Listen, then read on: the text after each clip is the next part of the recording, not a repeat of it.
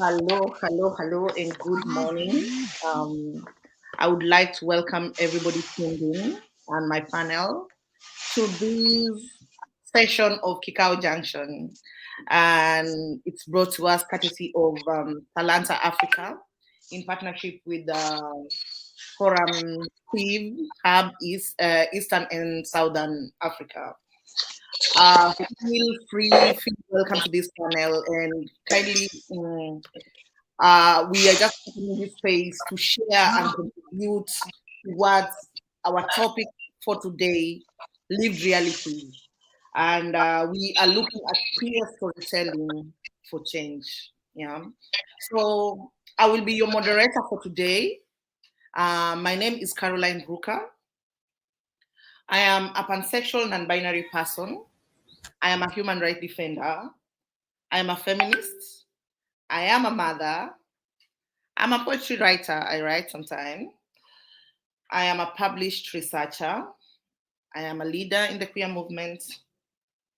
And I'm a voter in Kisumu County, in Kenya, Kisumu County, Kisumu Central Sub-County, and Railways Ward. I think, since we are coming up to the electioneering period, I need to constantly affirm that I am a voter, because then that actually gives me that power and that agency to, contribute generally. So feel free and feel welcome to this session. I'm also the executive director for Western Kenya LGBT Feminist Forum, an organization that actually focuses on and ensures that all our advocacy actions are centered around intersectional feminism. I won't talk more about the organization that I work for because, our programs person is in the panel, and she will be able to, share what Wycliffe does when she's introducing herself. So I will just take this opportunity to introduce my very powerful panel. It is very powerful, and it consists of very strong and awesome minds that will actually help me steer this conversation for today at Kikau Junction. So karibuni sana, everybody that is tuned in. We are live on YouTube, and we are also live on Facebook, ForumCiv Hub, Eastern and Southern Africa. Kindly share and invite more people to these conversations. So I will start by introducing my panel. I will welcome the lovely Kisa to go first. Yeah. Thank you so much for the introduction, for such a warm welcome. I feel welcomed already. So my name is Kisa. I work with Q Initiative, which is a queer organization based in Eldoret, Uasin Gishu County. And I don't know how, I don't know if I can be able to describe myself with the way you did, but I'll give it my best.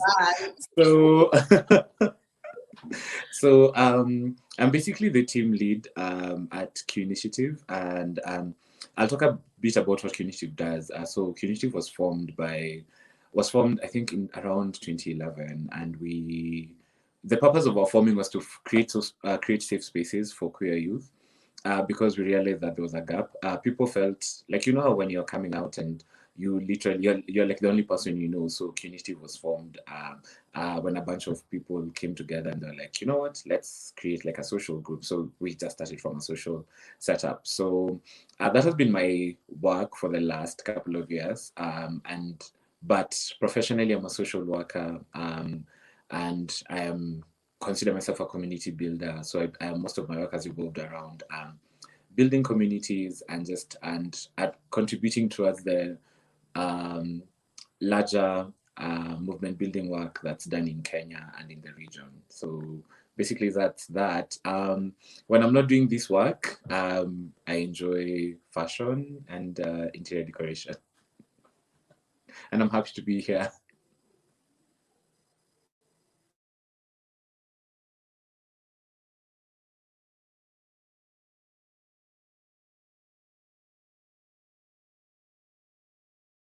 Oh, sorry. The next person actually in my panel is Achims. Kindly, can you introduce yourselves, Achims? Good morning, everyone. My name's Archibald Ezekiel Amenya.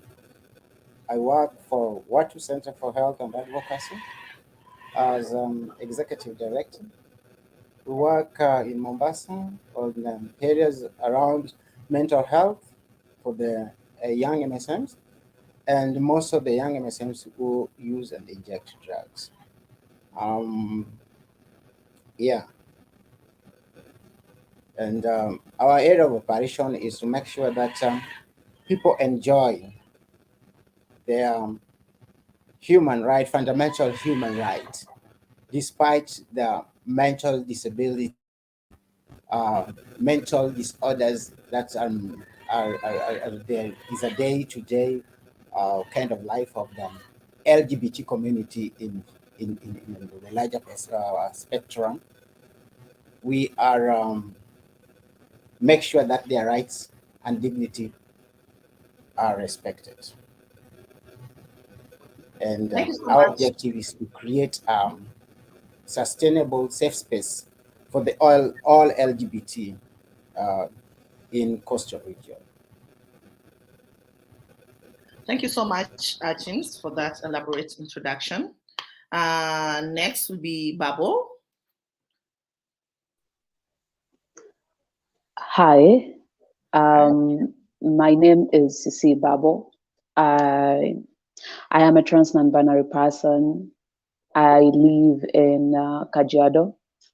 I am an activist. I use art for my activism.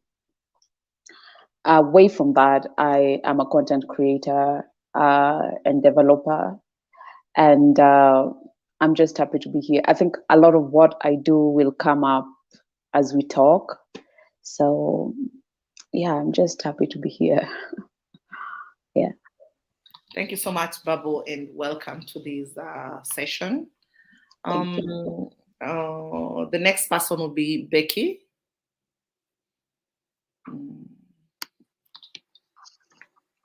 The next person to introduce themselves will be Becky. Hi, Becky. Karibu. Hi. My name is Becky, Becky Odhiambo.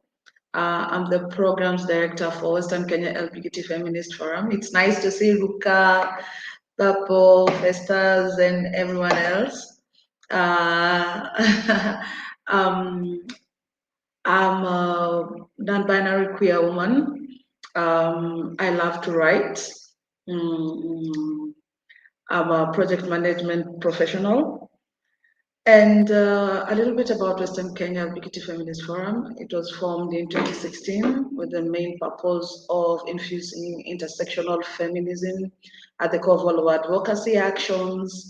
And we center LBQ and ITGNC persons at the core of all our programming, where we can have a society where LBQ and ITGNC women are included in social, economic, and political spaces for development. Yeah. Thank you so much, Becky, and welcome everybody, and welcome our audience to this conversation. I will also like to insist that let's to the audience that they should feel free to interact and engage within the comment sections.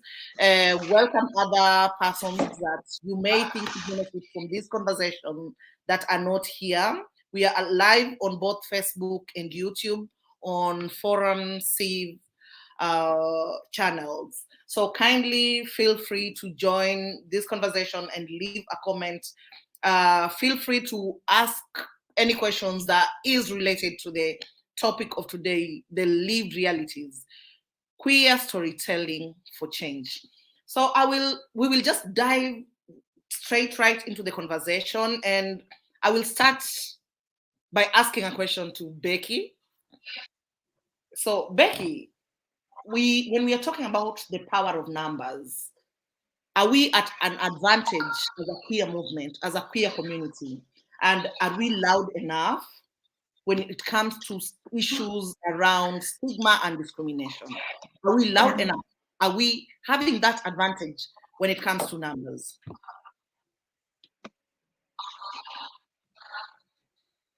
Take it away, Becky.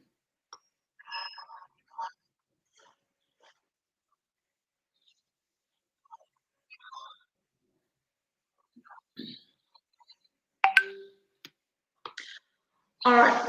All right. Thank you so much.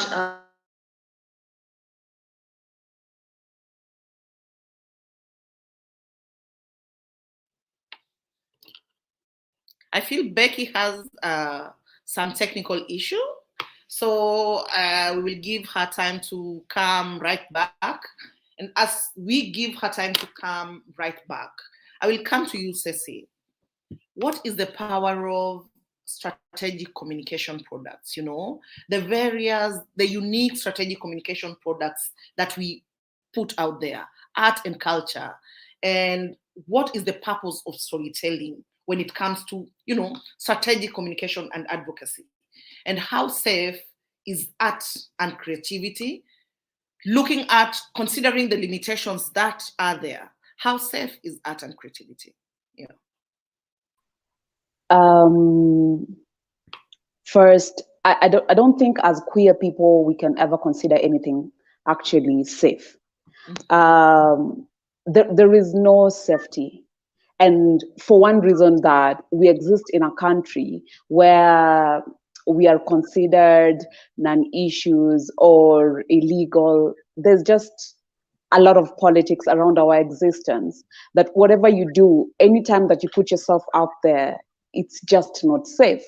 It's kind of a gamble.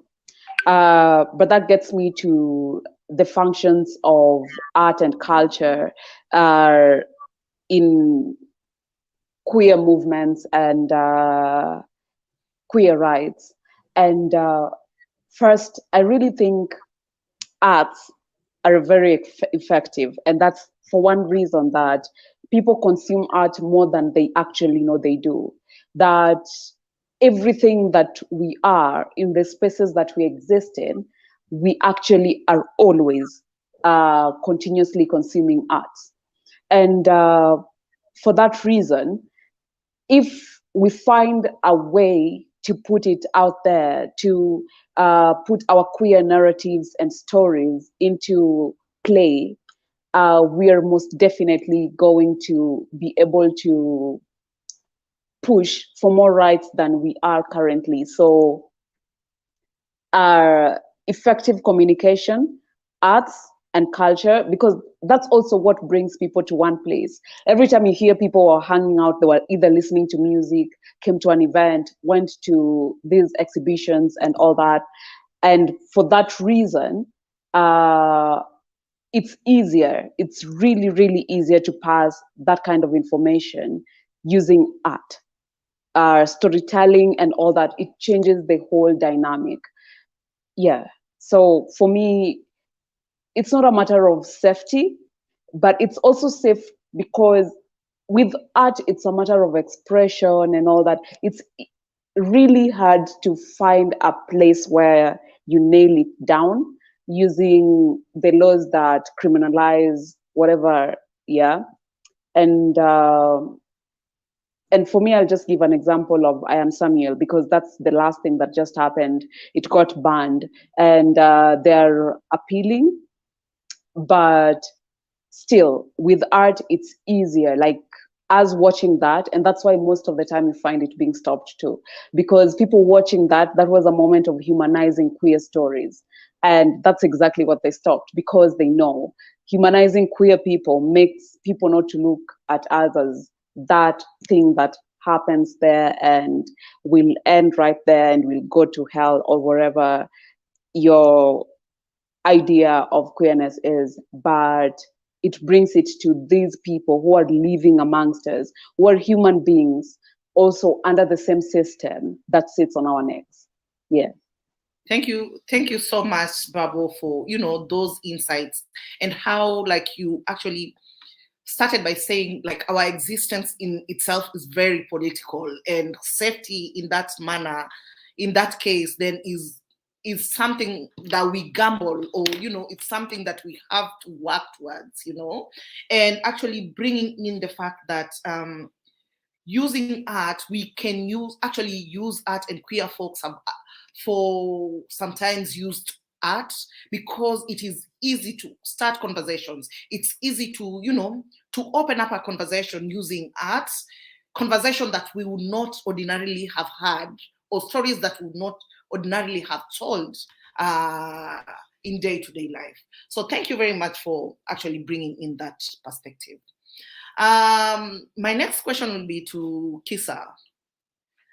Rural organizing, pardon me actually for calling Eldoret, Wasingishu, and Trans Nzoia rural, by the way.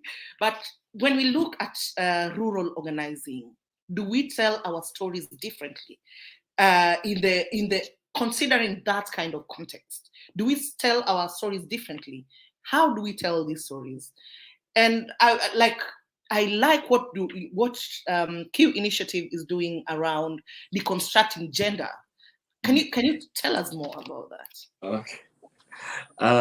Thank you. Abede, I don't feel offended when you say that, when you say it's rural, because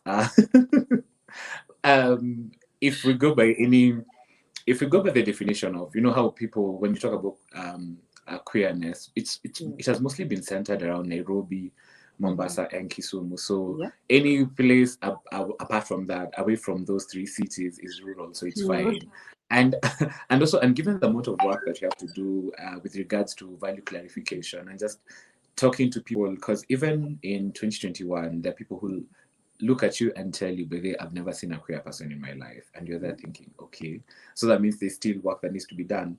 With regards to whether it is safe or not, I would like to say it's 50-50 because like Babo said, you can't really be sure about safety. You can never say that I'm 100% safe here because I feel like people might tolerate or people might not have an opinion about your queerness, but eventually they will do. And that's a principle that we have. That's a principle that we work with as Q Initiative, that just because someone doesn't have an opinion or doesn't tell it to your face doesn't mean that they do. It means that they can be swayed either way. So it's an opportunity, and it's also it's an opportunity and it's also a threat because it's an opportunity for you to do the advocacy work, the humanity work of telling people, oh, this you can start from the human rights perspective, you can start from the public health angle where we're talking about access to health services, or you can also just appeal to their humanity that what, we exist in this community, we are taxpayers, we are voters, etc. But I've noticed that people are one political statement away from turning homophobic. Like someone will just they just need to hear something from their pastor, and then, or someone just needs to decide, what, I want like I've suddenly become religious, so I'm going to attach religious values to my life, and my religious values are homophobia. So that one really hinders the work that you do. So in terms of safety, I'd say it's 50-50. But additionally, I'm looking. I made some notes because Feel free. But about telling stories, and I'll share this as a reflection of what personally I used to do and what we're currently doing as Q Initiative.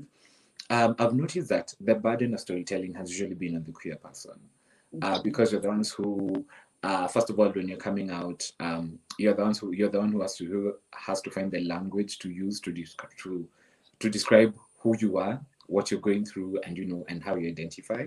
And that has been limiting because not everyone has access to education, not everyone has access to TVs, not everyone has access to all these things that will give you language or give you the words to describe your sexuality or your gender identity. So so storytelling is usually it's on the burden is on the person.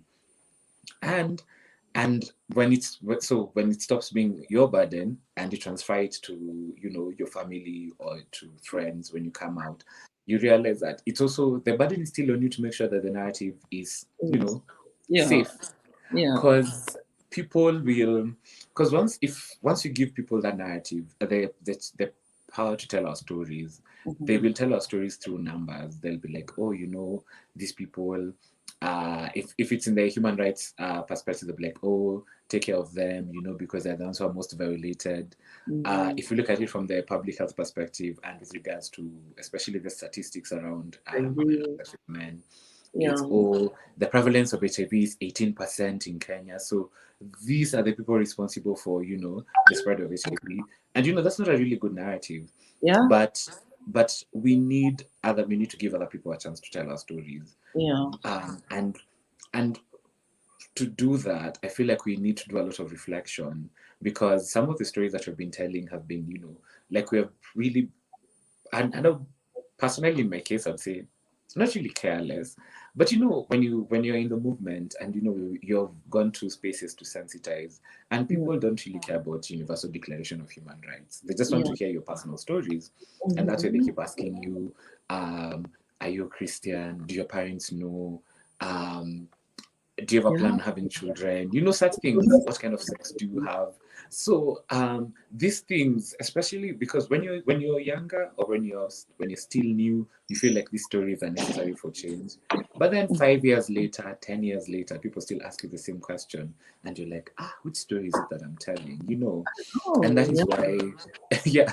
So, and that is why right now we feel like we need to have other people tell our stories, but in a way that, you know, in a way that actually affirms our humanity, that dignifies us, you know, a story that's not, right now it's not the time to say good publicity at, you know, that thing about publicity, but there's no bad publicity. Bad publicity.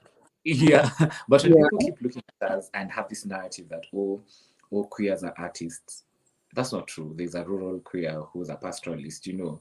Or when you say queers are fashionable, not everyone has access to clothes, you know. So these are the stereotypes that we have that sometimes you've used for sometimes you've used for to advance us, you know. But in reality, it's not a reflection of the entire queer population. Also, when you say things like, when people say things like, oh, I was on do, you know, there are poor queers, you know, there are homeless queers, and there are people like, so just because you see a select few on TV and, you know, on social media, and then you feel like that's not the reality for everyone, and we need to start telling our stories with that intersectional lens that that not all of us are the same, you know, and that's why we came up with deconstructing gender, because we felt like we need to influence culture. We need to get more people on board about with regards to just identity. And for us, because we noticed that clothes are used to label us. People label us through our clothes, right? And it starts from an early age, you know. And if you want to be seen serious, have a decent haircut, iron your clothes, wear a suit, you know, have a certain look between Monday to Friday, then on Saturday wear your shorts and sandals. But I think women and so actually women and girls and trans and non-binary people have been challenging this norm for a very long time, and so our project was, how do you start conversations that is outside the what kind of sex do you have spectrum, and clothes were a fit. Clothes was, because, you know, clothes are very political. They're personal, yes, but they're also very political. So, and with clothes, we were like, you know what? It took a while for women to actually wear trousers and for it to be seen okay, for it to be seen as okay. It took a while for piercings and, you know, and for body piercings and tattoos and whatever to be seen as normal. So how do we go back to that space? You know, what did the women's rights movement do? What did the feminists do for us to have this? And we're glad that these conversations have helped us, because there are straight men who would want to wear something as simple as the color pink, but they can't because masculinity and heteropatriarchy. So at least when you're having this conversation, at least you're telling our stories and people can relate to it. So people don't see you as a queer person, but also see you as, wait, you know what? We're actually being discriminated against by this but this system that is oppressing us, that is allowing you not to express yourself and allowing me not to express myself as well. And also towards the end of our project, that's when, you know, the four young men who were killed in, was it in which part of Nairobi, where they were mistaken for cattle rustlers, you know, and that's when, and we were like, you know what, this is a timely conversation. It's not just about clothes, it's also about expression. Like, you would think that that this criminalization is for queer people only, but when young men are being targeted by the state, and that they are, because of expressing themselves differently, then you notice that, oh, it's not just a queer conversation itself, it's a human rights conversation. So that is in a okay, after all this story, I think when you tell our stories and allow others to add on, it becomes important. And lastly, remember there was this case about this transgender woman who was arrested in Eldoret for what did they say? The charges were for impersonation. Impersonation. Yes. So and when we're following up that story, and one of the things that I really respect that the journalists, when this story came, there was a lot of behind the scenes work that was done by that was led by Audrey Mbogwa, and, you know, who came down to the scene and talked to journalists, and the kind of reporting that was done, especially around the transgender issue, made me realize that with the right communication and with the right allies, and we just, you know, with the right guidance of what stories we can tell, the media can be a tool. And there's a story where they interviewed, I think, the woman's brothers and family members, and they were like, you know what, even from beginning, this person used to express themselves differently, like they'd wear dresses, they'd wear skirts, and they existed in that space, you know, in that village that they were in. People knew this person was assigned male at birth, but expresses as a female, and it was okay. So, so now it's, how do you go back to that? How do you reconcile that people can exist in whatever place they are in the rural setting? Of course, I'm not saying that it's a breeze and rural is always right, but how can a person express themselves in such a space without like, we need to interrogate that, because that is a missing element, right? So anyway, so thank you for the question. Thank you so much. Thank you so much for a very insightful conversation, actually, Festus. And I just like how you actually talked about how everybody else puts the burden on us to tell our stories. But when we also tell our stories, how then do we allow folks to tell our stories without the normal negative rhetoric of our story that goes out there? So thank you so much, and thank you for the good work in the rural areas. Sisters, asante sana for your insights. I keep losing Akins and Becky. Akins, are you back? Yeah, Akins, I see I'm back, you. yeah. Yes, I see you're back. So my question to you would be, in the spirit of leaving no one behind and ensuring that there is, deliberate and inclusive representation of everyone. First has talked about intersectionality and ensuring that, everybody is on the table, and being cognizant of the fact that not like our struggles are not the same. Our struggles are very different. And they are different according to the various identities that we carry.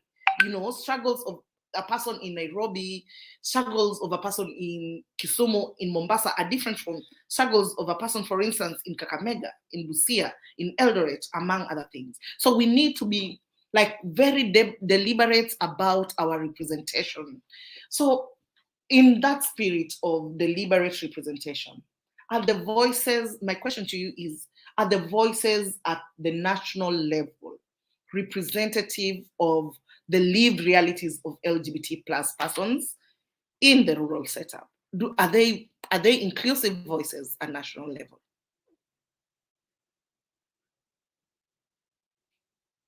Thank you so much. In this season, it is well. The struggle that the LGBT have been struggling to make sure that the voice every LGBT person and gender and sexual minority in the country is is something that is ongoing. It started a long time ago. Um, Maybe if we look back the history of the movement in the country, we see that we have made a very of struggling to make sure that the voice and the rights and the places of the gender and sexual minority is a struggle that will continue to be there because of the hurdles that are on our way. As an activist, I see it as the voice, the representation of the voice of everyone at national level is doing good. We have GALC as a body standing up, amplifying the voices of the LGBT persons. And we are seeing some of them. When you want to see that there is work going on, let us look it from this way. We are seeing when GALC started back in 2000, and after that, we are seeing some regional organizing of LGBT organizing coming up. Every now and then there is a new organization formed. The voice of the LGBT in various aspects. This, after realizing a gap, the organizations are coming up to fill the gap. This is something that we are happy about. We see organizations in Kisumu and in Western Kenya coming up, working, doing something, filling the gaps. Something which was started at the national level is going back to the community. And the community themselves, the LGBT themselves, are taking responsibility to make sure that even at the rural level, their voice are heard. Even at the rural level, their rights are protected. And what makes me happy again is the constitution that we have. It's a very progressive constitution. When you look at uh, the Bill of Rights, that is chapter 2, we see that there is hope in national organizing. There's hope even in the organizing which are in the interior part of this country. So the representation is there. What we need to do is to change. We cannot change. Change is something which is constant. But when the change is constant, what do we do as the member of LGBT? The only thing that we need to do is to change the strategy on how our representation is going to look at the national level. And nothing, no one should be left behind in this struggle. Every voice counts. Yeah. A voice of every minority must be taken seriously. Yeah. And that is enshrined in our constitution. Freedom, equality and freedom from discrimination. Why should somebody discriminate you? The same Bill of Rights that serves their interests, the same Bill of Rights that serves the interests of sexual minorities and gender minorities. So, looking at it from that, I feel every day I feel are coming up to fill the gap, which means there is hope for each and every LGBT person in Kenya. Our dawn. It can be, when it's about to day is about to break, there's a lot. The darkness is that serious. And after that darkness comes the dawn. And dawn comes with light. And the light is just about to shine. Thank you so much, Akins, for for those insights, and how you actually highlighted at the beginning of movements and the fact that, you know, like currently there's more grassroots organizing, and there is, you know, like movements at the grassroots compared to, you know, the initial conversation where queer people used to be in Nairobi only. Thank you so much for that insight. So Becky, I see you're back. Becky with the good hair, kindly go back to, like, I would still ask you the same question, Yeah. you know? Yeah, like the question I asked, the power of numbers, and are we at an advantage when it All comes to right. the number? Are we loud enough in matter stigma and discrimination? Yeah.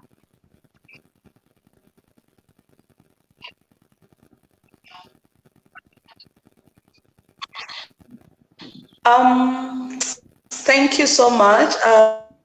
Apologies for the internet issues. I think we have numbers. We have numbers because we can see presently how the LGBT movement has been for the last 10 years. I mean, there are spaces that have been opened. There are people engaging spaces that we didn't imagine that LGBTQ persons would be represented in. So we have numbers. We can see it like, for instance, you can see that COVID-19 exacerbated like so many like inequalities that exist, and we were able to look at the way social media became a powerful tool for creating visibility in terms of numbers. And we can see that we can also look at the number of organizations that are also in existence for the last 10 years or 11 years. You can see that we have so much the different types of organizations that are coming up, that which means there is a need to create space for organizations, young organizing to come up and to bridge that between the people who had existed between in the movement for in terms of numbers, because by then there wasn't so much like technological advancement like the young persons have, or the organizing the current space has. And you can see how technology has really catapulted our organizing. So in terms of numbers, we are there. Those who are out, those who are not. We have silent followers of the LGBTQ movement who do not necessarily want to come out, and there are those who are visible and who, in terms, we can see like, even if you can see in our pages, yeah, like even in social media, even in engagement, because of matter security, you find that somebody, through the social bullying effect, you find that somebody refers someone to someone, and our numbers grow, and our access to information becomes a bit accessible. And in terms of stigma discrimination, we fight stigma.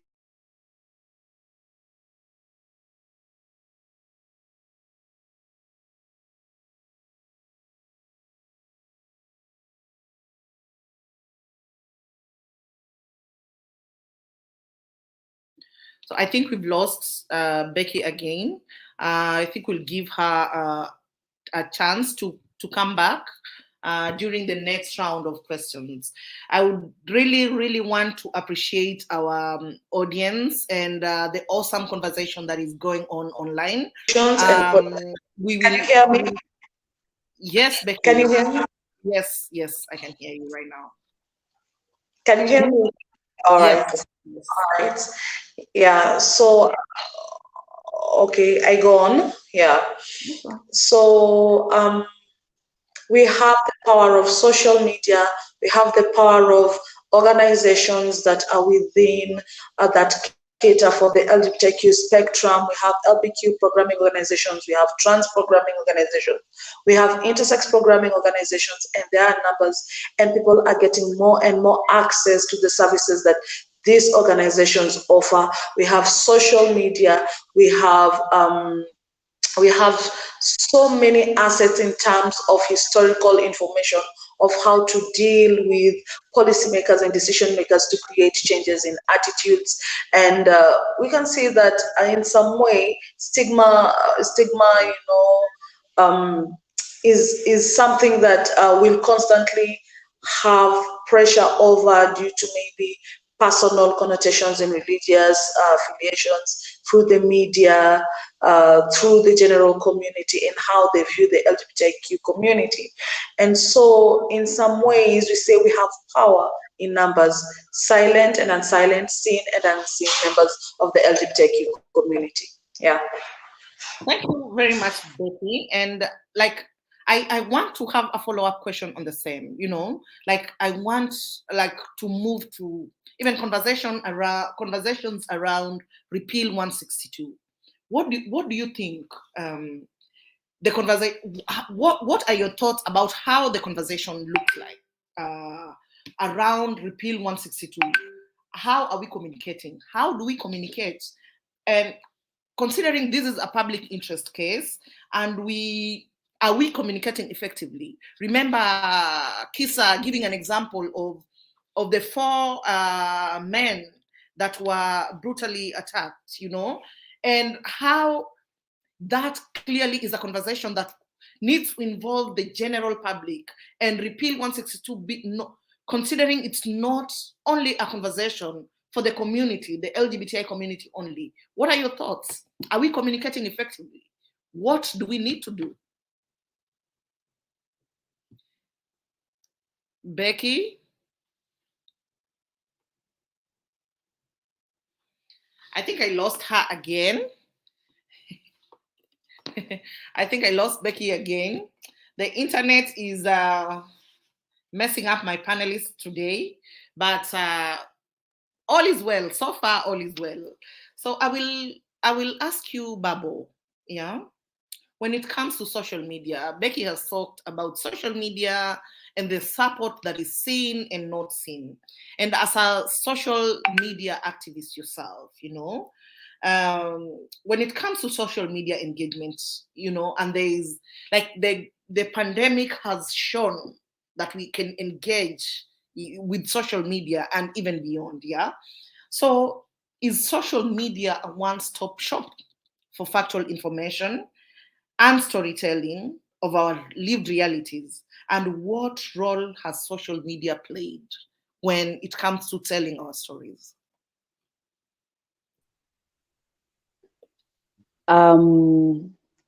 Your first question, is it a one-stop shop for factual information? No.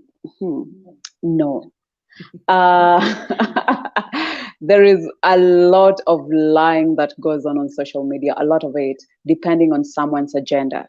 Yeah. So depending on your agenda, people lie a lot to just get to the point that they want to. And for that reason, first, I would go with social media has really helped in terms of telling queer stories. We'll go to I Am Samuel, and there are other LGBT and queer movies that were released mostly by Nadaria. I don't know if you know Nadaria. And they release them on YouTube. YouTube is social media. And the fact that we know if they release them into just try to get it into a mainstream space of entertainment, it will never happen. They released them there, and those who wanted to watch them, you could watch them. And then, so with social media, it created a space where we could exist without necessarily being under the law. I don't know if you understand. Yes, we're still in this country, but I could exist and say what I want to say and be myself without necessarily compromising my safety or anything like that. And so social media is not a one-stop shop. Like, you really need to do your research to know particular things, because social media is like those spaces that have everything. You can come and get everything that you want. You just have to know that the more you research, the deeper you get. And I feel as queer people, because I I was going through the comments and someone said safety is very important. And this is something I repeat and I'll always repeat, maybe because of activism. I realize safety is an illusion. And I'm so sorry that it is. But truth is, there is no safety. If you exist in a system, like there is no way to be safe as a queer person or as a young man, like literally having dreadlocks is already putting a target on your back, or being in the wrong street at the wrong time. Safety is quite an illusion that you can't fight for it, because what will you do to make you safe? Deny yourself? And is that even safe for you if you have to hide who you are for you to be able to exist here? And so I'm not saying you go and throw yourself towards danger and put yourself in danger. I'm just saying that before we get into spaces where we consider safe or not, what does safe even mean? And then I get to the point. There was also about social media, and there was the trend of coming out.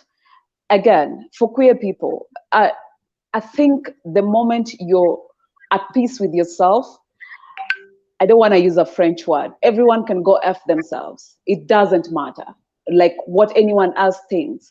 If you're cool with yourself, you don't need to tell anyone anything, because that means what we were talking about, you give your stories.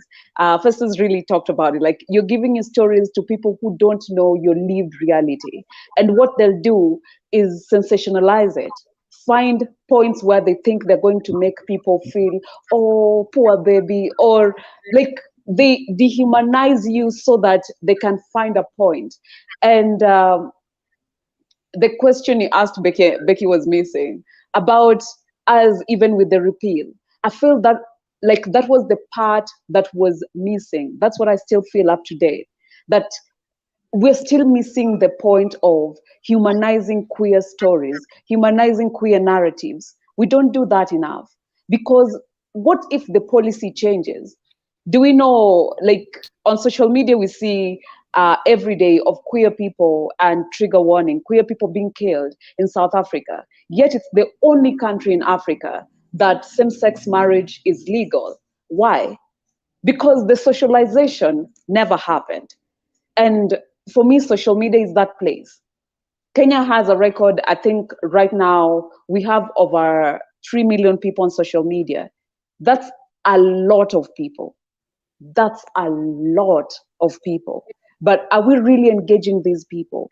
Or we've created tiny circles, and within our circles, we know what we are saying, but we keep preaching to the choir. And yes, sometimes it's very important, because queerness didn't come with the politics. The politics you get to learn of, queerness just happens. It's just part of who you are. The politics is what you learn so that you can become a decent human being. Even as queer people, are we allies to each other? Because if I'm not bisexual, I should be an ally to a bisexual person. And for me, that's what social media promised, that we could create our own communities and keep reaching out to more and more people through social media without necessarily compromising ourselves, without being out there in the streets. Because in a country, you don't have any policy protecting you, but still the socialization that makes queer people be viewed as these less human beings or people not deserving, that socialization, until it goes, there is nothing as safety, and there is nothing as, oh yeah, we achieved it, because we repeal it and they say, okay, fine, you're not criminalized anymore. But does that mean that my neighbor knows that? Does that mean that I'll still be able to rent? Because sometimes those are the things we go through. You see it on social media. I was thrown out because they figured out that I'm queer. Is it going to change that? Yes, it will give you an avenue where now you can follow through with the case, but still, we need to get to a place where we can talk about socialization and social media for me, and that's why I use it a lot. Social media for me provided that place to engage. And sometimes you meet bigots, but it means that the moment you start reaching those bigots, you get to choose. Your mental health is also a very, very vital part as you engage on social media. Otherwise, you'll experience a burnout. And the next time you show up, you want to see people's IP addresses and go look for them because now you want to fight them physically. And so for me, social media has been very important in even the usual narrative of, oh, queer people didn't exist in Africa, like studying most of the information and all that are people who study in those countries and knowing even the Akamba culture and all that, getting to a place of knowing that actually, yes, I don't care if queer people existed before or if they'll exist after me. What I know is that I'm here right now and I deserve every right as a human being and I want it. But getting to know that there is a kind of affirmation that it does, and getting to know that there were queer people and retelling these stories. You know, right now you network even all the way to Nigeria, social media, and we retell stories, and you go on Instagram Live and you just talk about what's really happening and what it looks like. So for me, yeah, social media has been past that. Yeah. Thank you so much, Babo.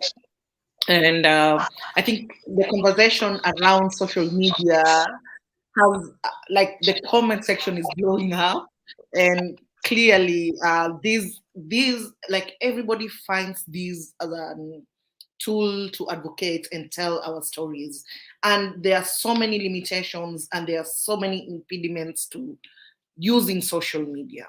So I will ask, I will go to Festus and ask, is the information enough or adequate at the community level, at the grassroots, within the community, as far as queer lives and queer stories are concerned? And who is listening? Who is not? And why?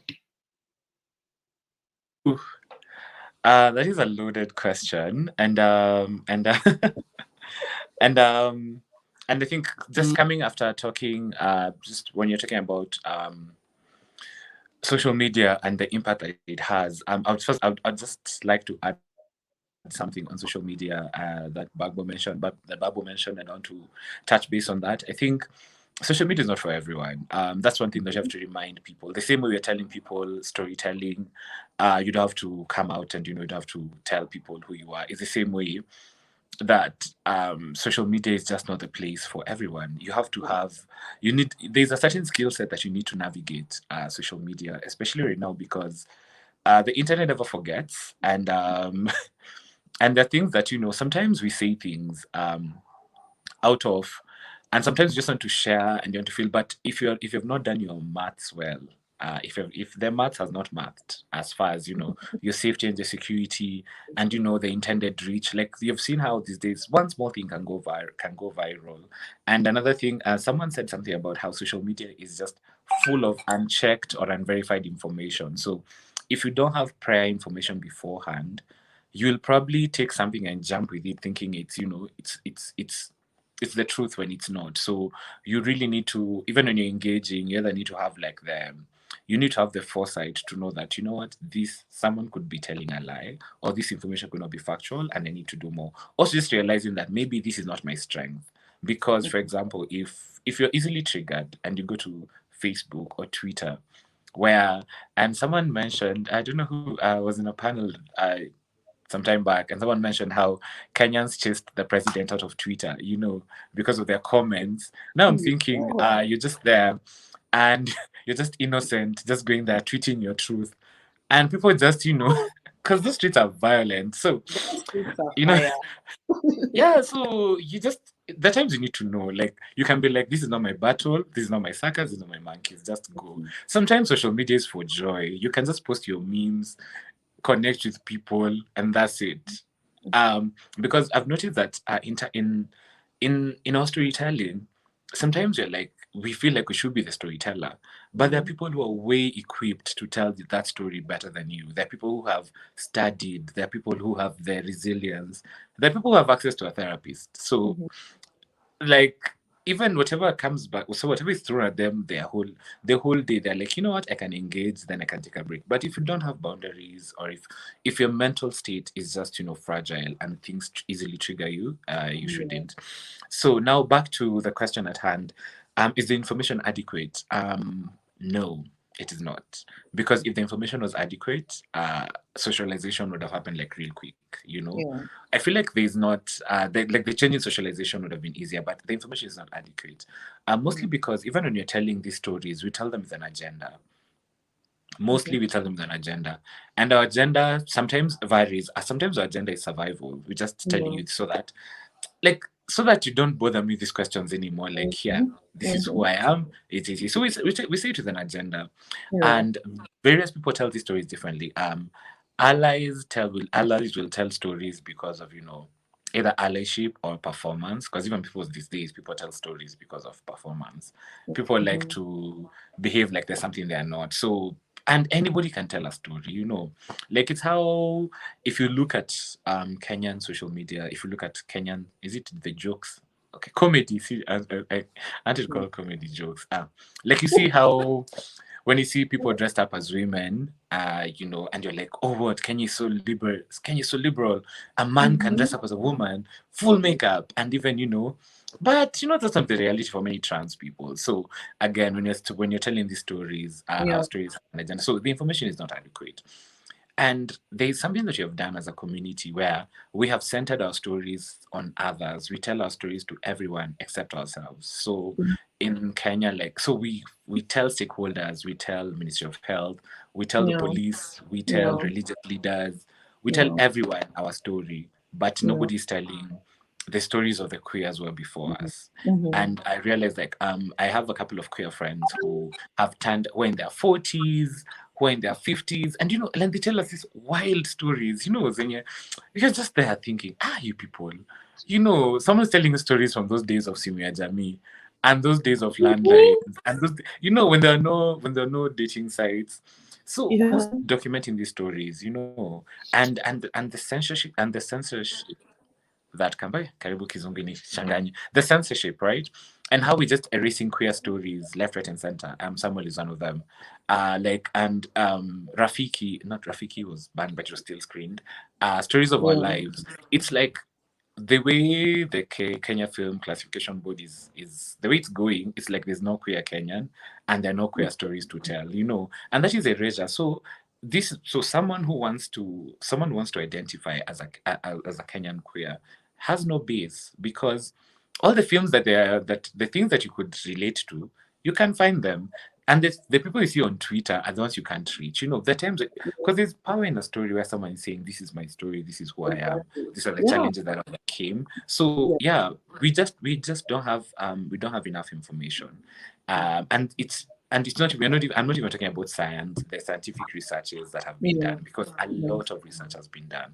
But also that research has been extractive, because we have people, we have research institutions, we have students from the West who come to do studies here. Like, I remember the first time I think I read about queerness was part of a study that was done in Mombasa. But how many people have access to this information? How many? Because even when you go to places, to Ministry of Health, to lobby and to advocate for access to health, you find that yes, there are entire publications by NAC and NASCO, but not many people have access to it. So people ask you questions like, where did you get these figures? Yet every once in a while, Ministry of Health does collects data on key populations. So yes, you have information, but it hasn't been translated to communities, but that is another conversation, because I feel like we also just need to exist for the sake of other queers who are coming up, and that's my version of storytelling. Because so who is listening? Who's listening? I feel like we have if you look at what we do, and if you look at the budgets that we have for engaging stakeholders, you'd think they're listening, right? But once you see the frequency of these meetings and these sensitizations and these forums and these, what are these things? These value clarification, attitude transformation forums that we have.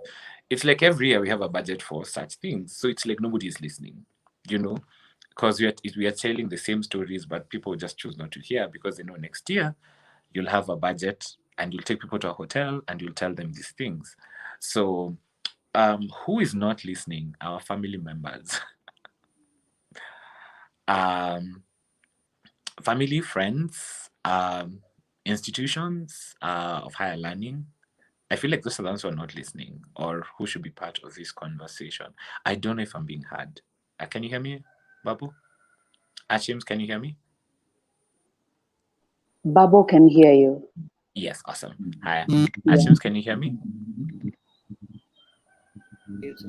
Okay, great. So, okay, thank you. So basically, I just wanted to say that, oh, Ruka, you're back. I got scared. I'm back. Oh my God. I got scared for a second. Oh, yeah. So I wanted to say who's not listening, who's not, or rather, who are we not reaching and why not? So there's a lot of information that younger queers are not getting.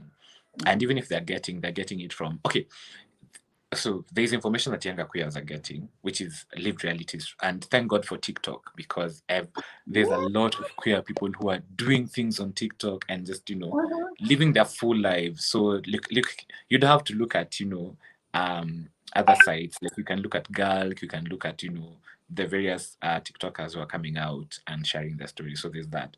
But there's this assumption about social media that everyone has access to social media, which we might have access to phones, because someone provided data on how almost every Kenyan has a handset, which may be true, but how many have a smartphone? How many just know how to operate TikTok? Me, at my big age, I don't even know how TikTok works.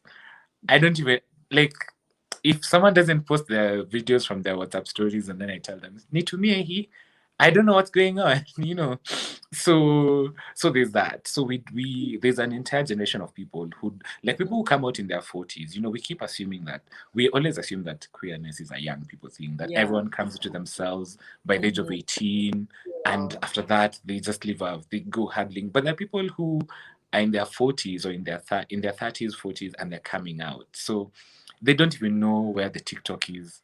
They don't even know where the Twitter is. So those are the people that you're not reaching.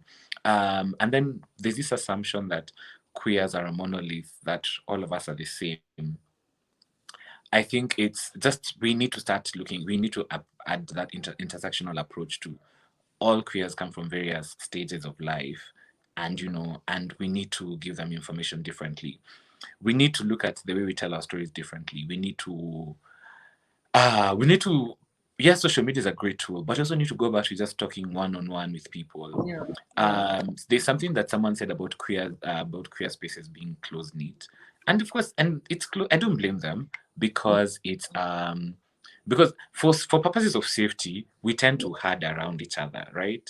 That's what we do. Like, people will say we are cliquish, but I just feel like there's the sense of safety and trust that you're like, you know what, these are my people. So if whichever information we get, we'll share it with these people. So which locks out people who don't belong to these cliques. And again, assuming that all queers are extroverts, or that all queers have bubbly personalities. So we need to reflect internally around who needs this message. Like, for example, things like identity. There's something that UNICEF wants to reintroduce, which is gender forums, where we're just giving people a platform to just talk and ask questions. Because even when we're telling our stories, we always assume people know what LGBT is. And we even add, and the vocabulary changes every time, because the language is evolving, right? The language is evolving. So you're like, you know what? I'm not this. Because the more you live, the more you encounter new information, and you're like, you know what? Your identity evolves. But there's some people we left at LGBT. So tukikuja LGBTQ+, mtu anashanga what's going on. Then we add this sexual and gender minorities. Then we add SOG. Then we add pansexual. Then we add this. So we find that we really need to have forums where people can actually ask questions. Because at times people just tell you, me, I don't know who I am. Yeah. I don't know what I identify as, and we need to make spaces okay for that to happen. But okay, long short of it is that we need to actually generate more local information and circulate it within spaces, and not assume that everyone has the same access to information, and which will help us to look at traditional media and just go back to one-on-one conversations, because that was essentially how our movements began. Like I don't like I think with the Western Kenya LGBTQ forum, there is something that you started with one-on-one conversations, isn't it? And I feel like organizations, maybe the pandemic ruined it, but there was a time we had just a lot of one-on-one things, and we need to try to go back to that, so that we even generate more information that doesn't have a specific agenda, because it's only us who can tell our stories without an agenda. Thank you for that.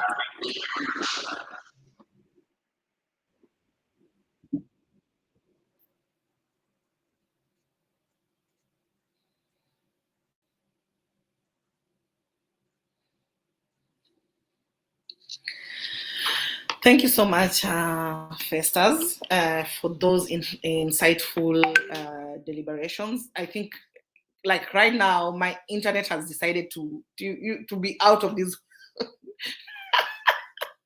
My internet is the one that has decided to, act out. So, like, thank you so much thank you so much for those for the conversation that you brought, and the fact that we are using social media to tell our stories, but clearly it is not the only platform. It is not the only medium to tell our stories. It does not bring everybody on board. There are other people that are left out when it comes to social media engagement. And those streets can be very, very brutal. We need to be cognizant of that fact. They can be very, very brutal, and they're not for everyone.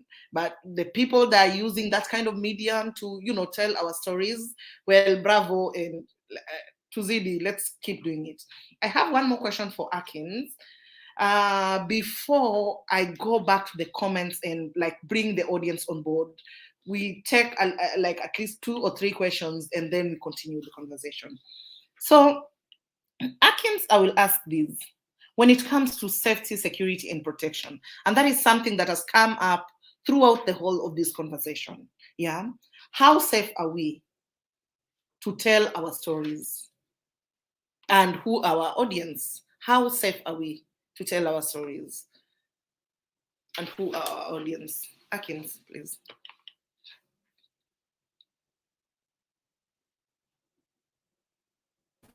Hello? Yes, Akins, we can get you. Okay, thank you, Ruka. I think this conversation is getting so much interesting. Yes. In the sense that he's also taking part on the safety and security of the LGBT. Yeah. I want to say, and I want to repeat that Article Bill of Rights, and in Article 28 of the person. The person is my brother, is your sister, is my uncle, is everyone included in that security. So, which position should we stand to claim our rights? Comprehensive constitution. It highlights every aspect of our security. Kenya, budget 2020, let me surprise you, is the 3rd biggest budget in the whole country. 294.5 billion allocated for security and safety in this country, which that money should also be spent to protect us. But again, we look at what we call specification of application of rights. That is where the problem is. We need, as we don't need something special. We need our fundamental rights, right to security. We need to be secure. But look, a human rights activist murdered in his house. Recently in Nairobi, a transgender murdered on the street. Look what is happening in South Africa. People are being murdered. We are not assured of our security in this country, where we spent 294.5 billion shillings to secure, for people to be secure, to people to be safe. As LGBT today, if you want to be safe, you need to get a very fine, a gated community. It has become our security of LGBT persons in the country has become so much expensive on the LGBT themselves, because they're looking for a place where it's secured. Those places must be very expensive. We must away the LGBT persons are moving around, even if they have to take balls, they have to, just to be safe. And these means of transport are very, so to me, I think in Article 3, specifications of application of rights. Because when it comes to the right of LGBT, the rights, the police or the law enforcers try to look at their rights as not the human rights. This is very sad on me, on any other LGBT, any other trans person in Kenya, in any other bisexual person in Kenya, in any gay man in Kenya or bisexual woman in Kenya, or a lesbian in Kenya. Our security is not assured. But in the Constitution, our security is assured. So where did the rent start to beat us? I would point it out loud and clear in Article 3. Let us get around this, see on how we can reclaim it. It seems like the police want to put on tinted glasses, all the law enforcers in general, even in the law, in the judiciary, they try to put glasses. They want at the same time to look things of LGBT with lenses of religious practices. Yeah. They want to look the things that pertains to LGBT with the lenses of societal standards. Yeah. Everything and mess the rights and the security and the safety of the security of the LGBT and put it into limbo. Yeah.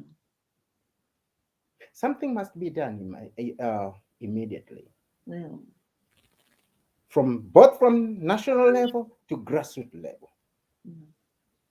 Maybe our approach to security and safety has weakness somewhere. We need to re-examine it. Come close. Go back to the drawing board. What about our security as activists? What What's about the security of the people that we are advocating for their rights? We need to be part and parcel. We need to pull up our socks. If we are not seeing clearly, let's put away our tinted glasses and put on a clear lenses of a pair of glasses to see that there's something going on, not right going on around our security. Because the rate of the human rights persons being murdered in this country, people just police, or don't know whether they are law enforcers or everyone.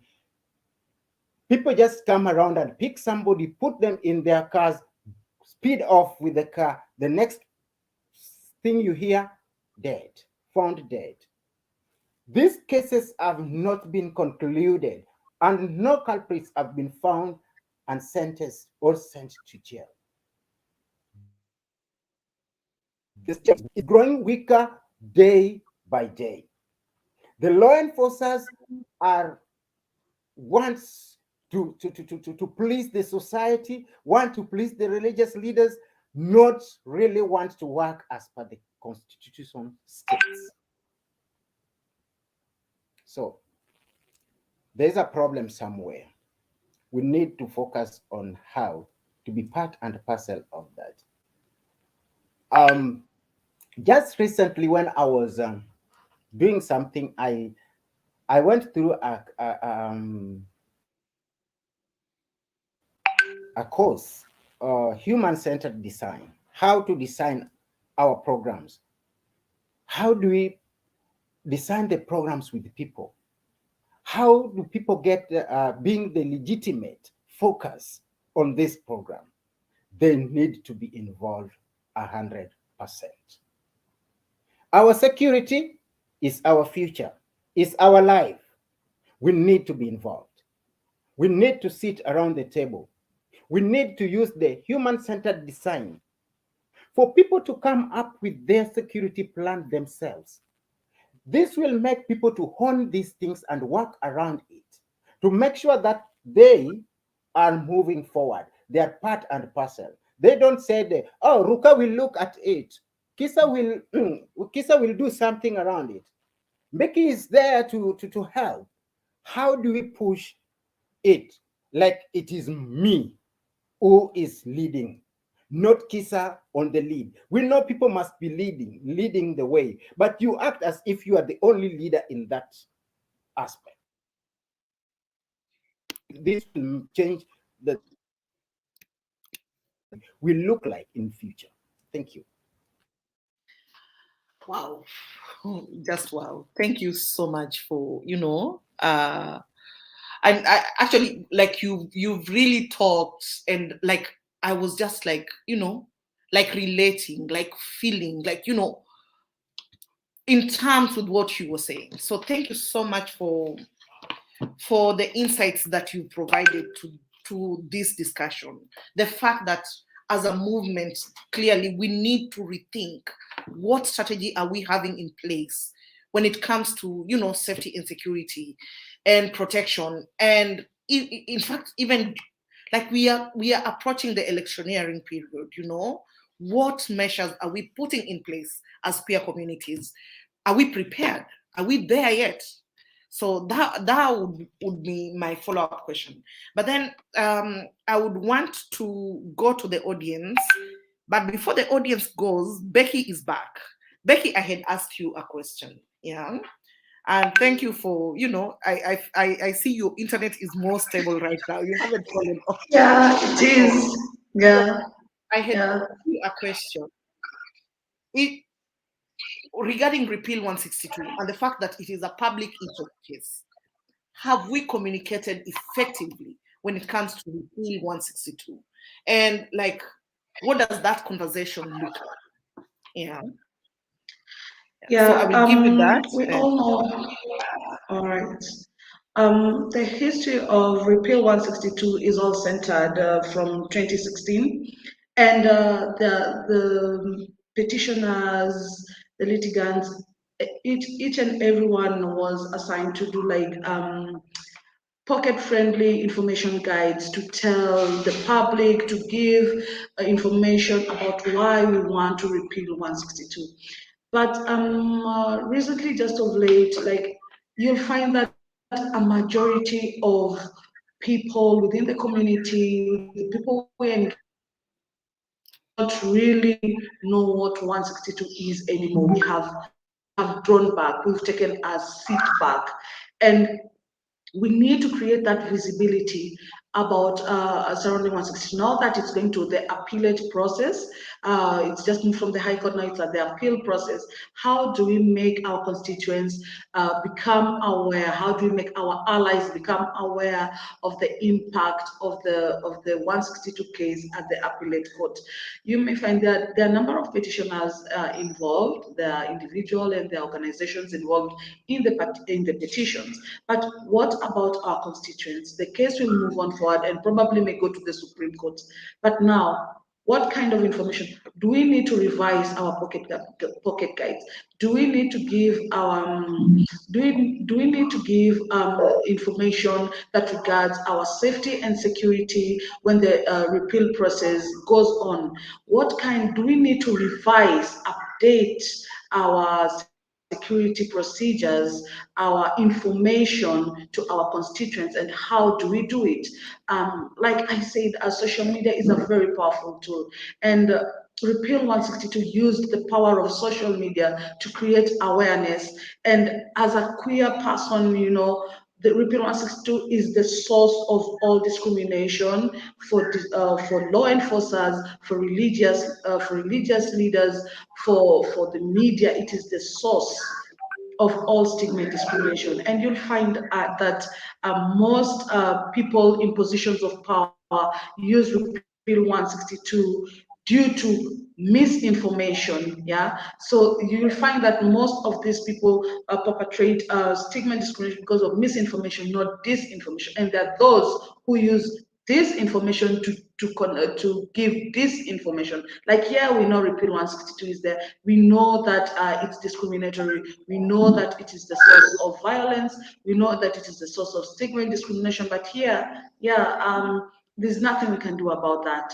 Yeah, if you help the LGBTQ community improve access to justice, access to information, you'll be contravening the law. So in terms of information surrounding 162, we are dealing with misinformation and disinformation within our allies, within the community, within people in power structures who are meant to uphold the correct information.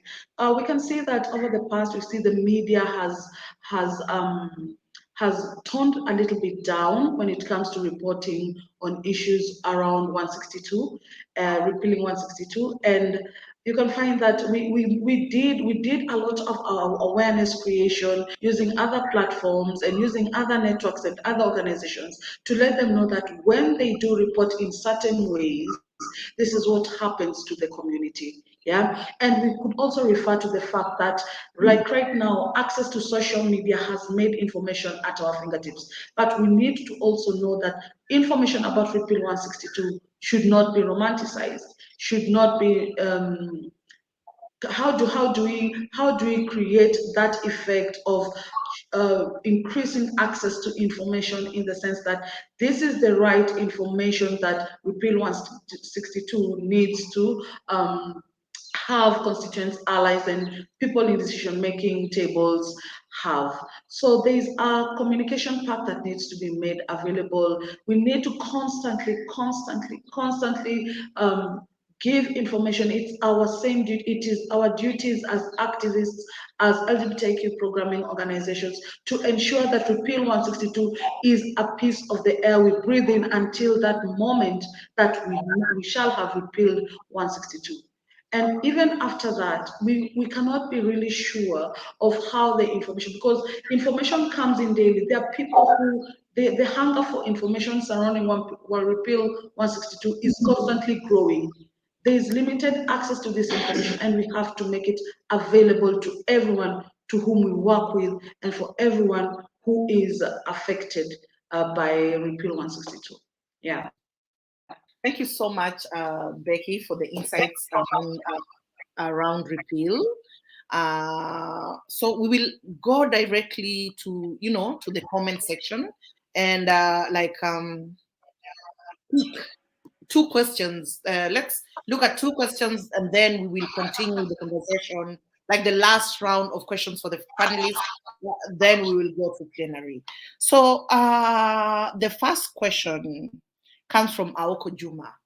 Aoko Juma asks, as a queer person, why do I have to make my coming out story interesting or captivating for other people to accept me? I think this will go to Festus. Festus, I want to, to start the Q&A session with you on Aoko Juma's question. Yeah. And then I will, after Festus, Babo, you can go next. You don't owe anyone. So I'll start by saying you don't owe anyone a coming out story. You do not. Your story is your own, and how you decide to share it is your prerogative. And your story doesn't have to be captivating because this is your lived reality, and we know that life is not. It's not a movie. It's not a telenovela that that you'll go through a hard part and everyone hugs you, because there are people whose coming out is dangerous for them. Like the people who have lost their lives because of coming out. So you don't owe anyone a story. You just need to exist, and that is something that we need to emphasize. We need to emphasize, especially for the younger queers or just people who are thinking of coming out and telling people. You do not have to unless it is safe for you, because I think for those of us who have done it, and for those who came before us, it's because there was no one else who was doing it. So we had to do it because people wanted to see a human, to attach a human to a story or to a face. And sometimes even the stories that we share, stories are trauma. Like I listen to people's queer stories of coming out, and my God, like anxiety. Like I can't even in movies. I don't watch. Like if there's a queer movie and then it involves coming out, I'll fast forward, because these stories are just like especially the anxiety that just comes. You feel like your life is going to change with this story. So, Aoko, please, you don't owe anyone a captivating story, and you don't need to come out. And just come out where you are. Those who will accept you, not even come out. Be confident with yourself. Accepting yourself is way more important. And if you're ever in a space where you have to tell your story, please be authentic, because also we don't feed onto that narrative of where we sanitize queer people, and yes, we sanitize queer existence, or we make it look like all queer people go through the same coming out story, the same. That's not how it is. We have joyful queers, we have sad queers, we have mental health issues that are affecting us. Some of us, just sometimes our stories look captivating is because you're good at masking and you're good at pretending, but it's not the case. So please, don't. Just exist in yourself with all yours. If your story is sad, it's yours. If your story is joyful, you're lucky. Not many people have that, but it's not for the people, it's for you. Thank you. Thank you. Babo? I think I'm gonna answer it following what Kiss has just said, and it goes to what Aoko Juma is asking of, why do I have to make, like as a queer person, why do I have to make my coming out story interesting or captivating for other people to accept me? I've noticed something about our queerness, that people want to feel, I don't know, like it's an open space. I could come into it, ask you guys questions that are really intrusive and all that, and then just leave when I want. Like they do that a lot. And that's why you find someone will ask you, so how was your coming out story? What's strange for me, I didn't come out. So what story do I have? I don't even have one to begin with. meaning it's not captivating because I don't even have one. Like, how did you come out? I didn't. And for me, it came from that place of I didn't see any of the straight people around me coming to tell me like, you know what? I am straight. Do you know what that means? No, no one ever did that. So why? And I think for me, it's coming into your being, finding that place where you're very comfortable with yourself. Because if you've had all your life that you guys are going to hell, you're sinners, we don't like you, you're supposed to die. If you hear that all your life, the trauma, it causes a kind of self-hatred. And that's why like there is just a lot of depression, and as Kisa said, we are really good at masking that you don't get to know. We want to look flamboyant, like we have to tick that queer box of fly and broken hands. I know it is a performance because you have to look the part, but instead of coming out, coming to yourself. And when it comes to queerness, trust me, no one is entitled to your story in any way. If you decide you'll never ever tell us anything forever, no one will miss anything. And why coming out was a thing is because, again, we needed to see people like us who are older because those stories were not there. So it was really interesting to be around a 30-something-year-old and they tell you I'm queer, and then at that time you look at your 14-year-old self and you're like, oh, so I'm not the first one. It makes a lot of sense. So for me, I know people demand that you make it captivating so that they can like it. No, you don't need to make anything captivating. It could be boring as hell. Actually, yeah, make it boring, bore them out. Yeah. So, Becky?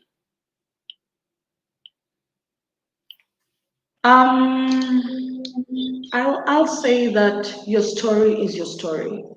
And there are different types of stories.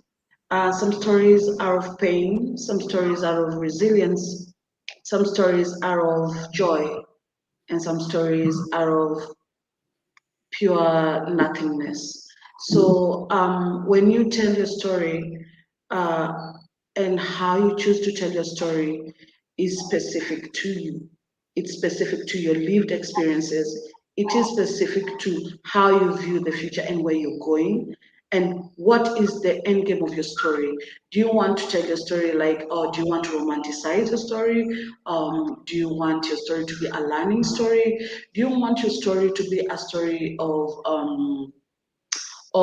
is it an educational story? It depends with how you want to write your story.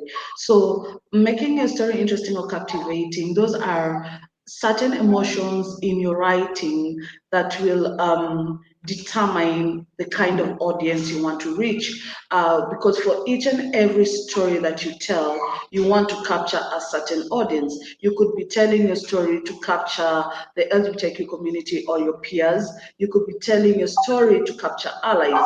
You could be telling your story to capture your family. You could be telling your story to capture maybe decision makers. It depends on how you want to write your story. So in some way, how do you want to give your lived experience? How do you want to use the power? Because telling a story is your personal power. It's the power you have over changing perceptions. When you tell your story, what do you want to change? Or when you tell the story, what do you want people to experience in your story? So I can say, Alko Juma, when you tell your truth, because your truth is who you are. It will never change, it will never bend. And for how it comes out, you don't need acceptance. I mean, acceptance is you don't need people to accept you for your story. Like for me, I share back those sentiments. Like I don't have a coming out story. Like I didn't see the need to come out. Yeah, and when you see there are many people who are going through what you're going through, coming out in some sense reads acceptance to many people. But it doesn't need you to write a story to say that people will accept me for this. Man, you'll even get backlash for your story. Yeah, you'll get whatever you intended to write about may actually come back to you as a backlash. So tell your story and have no regrets when you're telling your story. Tell your truth because you just never know. You may be encouraging, captivating, changing an attitude, maybe encouraging a younger queer person or an older queer person because coming out is not stuck to where you are right now. There could be older people who are coming out and they do not have a story to tell. They could be 60, 70, they don't have a story to tell. And so there's somebody who could be 14 and they don't have a story to tell. So how you relate to your environment and how you'd like your story to come out is entirely a power that you hold. Yeah. Thank you so much, Thank you. Annalise. One of actually the audience says the rule is don't ask, don't tell. Must hetero population tell us they are straight? No. Let me do my stuff. See by yourself and take it the way you also feel about my action. Unless I'm conversing or handling an issue of queer persons. That is a comment from Enos Nightbird.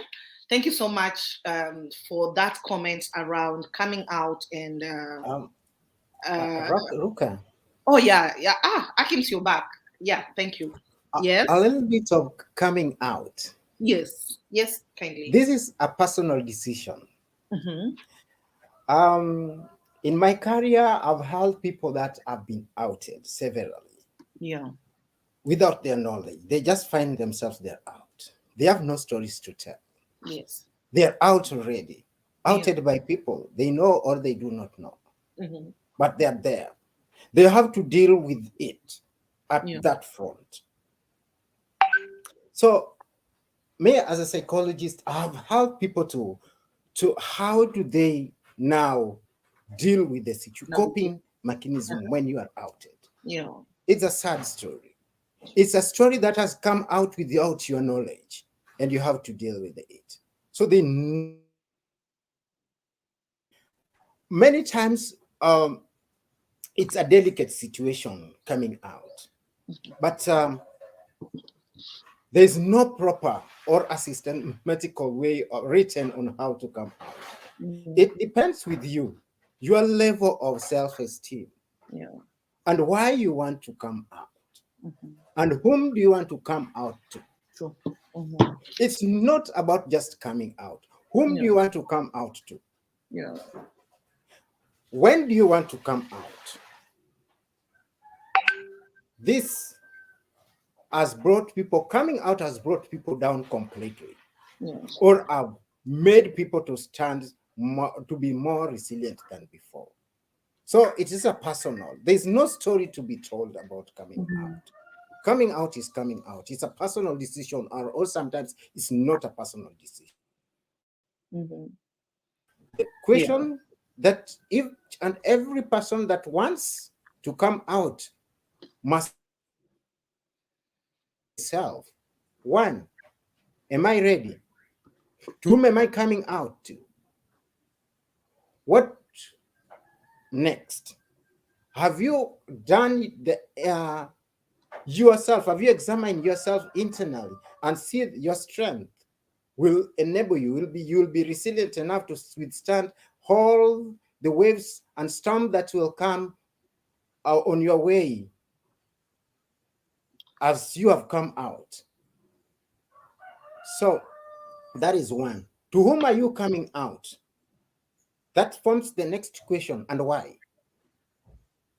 So there's no completely story to tell about this. It is a personal decision, or it is a path that when you're outed, yes, you are out there.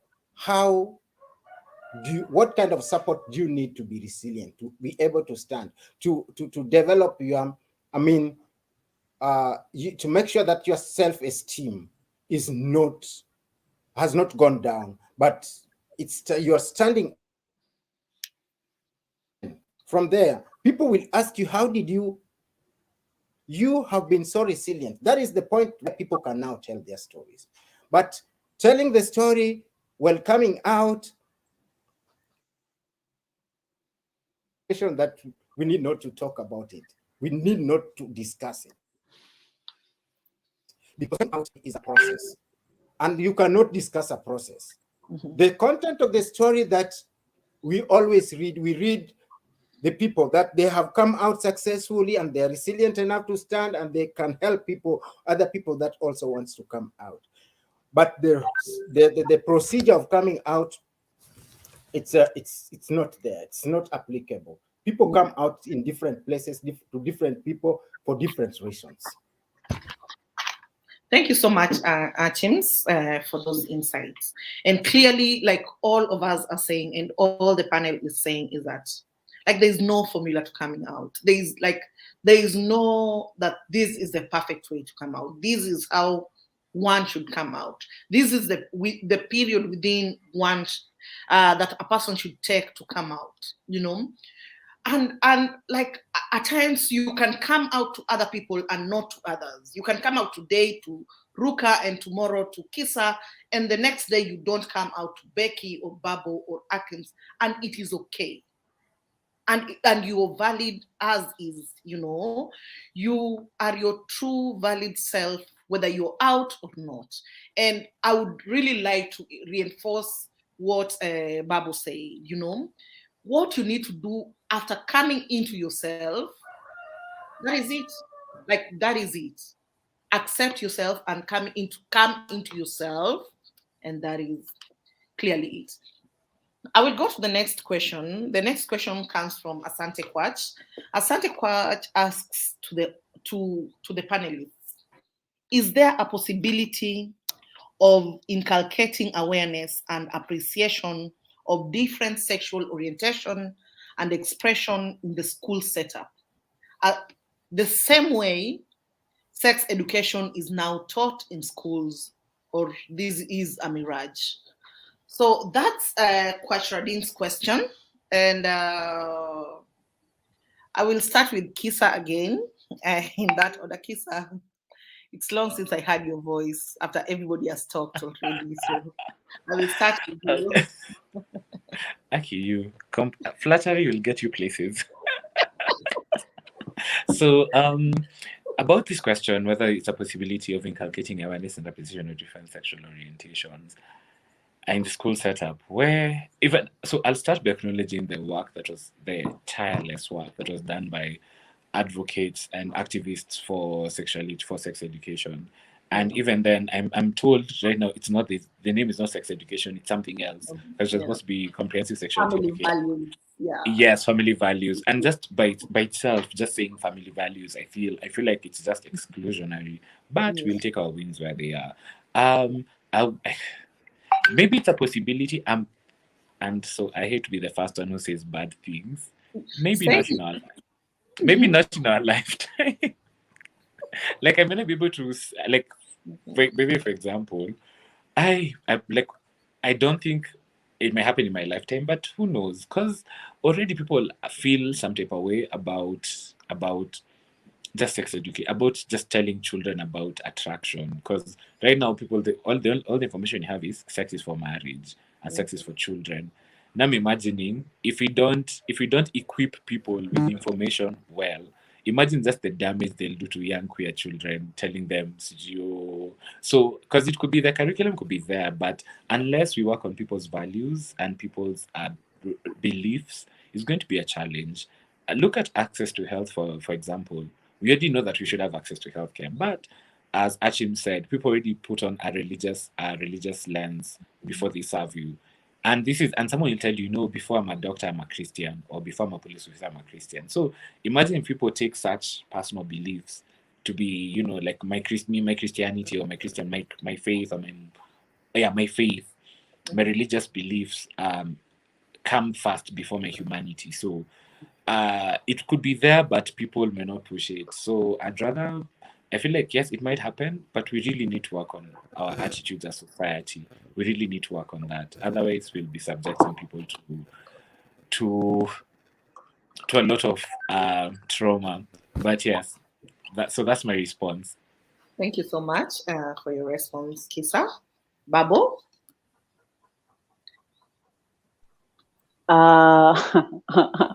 To carry on from where Kisa left. I think just on the wider lens of the rights that we want as queer people, I've also made peace with the fact that it might happen after me. I might be long gone before it happens. What we do is make sure we push the wheel so that the people coming after us don't have to deal with what we dealt with, because the people came before us really carried us on their backs. About finding a way to inculcate awareness and appreciation. Rading, what the hell do you mean with appreciation? But of different sexual orientations, I totally believe that it's something that can happen. We just need, I think we need to find a way where we don't do queer rights.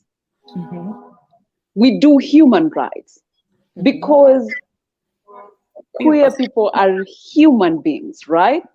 And that's like, even when Akins was talking, and that's what came to me, that you see, we need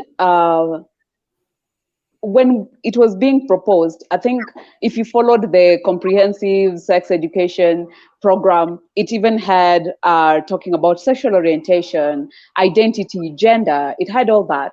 But as always, they always come to a place of compromise, which helps no one, because it's like doing the Uganda thing. Come with a really good document, and then the people who get there, most of them just bow to the fact that, you know what, we could find a place of compromising. And I know every time human rights activists go to a place where they're advocating for human rights, and then they start lobbying, the one people they always throw under the bus are the queer people. We are the first part of the people that are thrown under the bus, like, okay, you don't have to take care of the queer people, just take care of the children. And I know it happens all the time. So that is the same thing that happened with that document. The first thing that they threw under the bus was identity, sexuality, sexual orientation, sex, with the real facts of what sex looks like, bodies. They just threw it under the bus and said, you know what, let's talk about family values, which is a compromise that doesn't even help them, because it's still returning your girls to home science and your boys to whatever. I don't know. It didn't help anyone. So on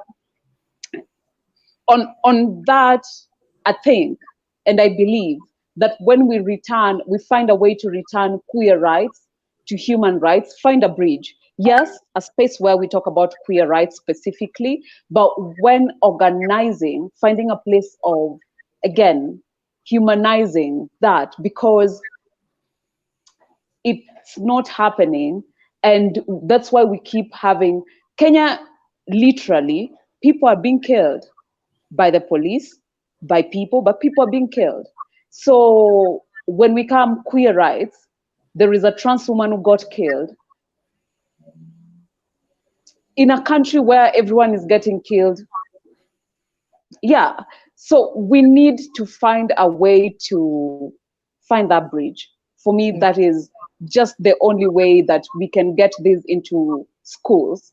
Finding that bridge where, when we're talking about all this, like, even if they decided it was family values, finding that bridge that, you know what, queer people also end up creating families and all that.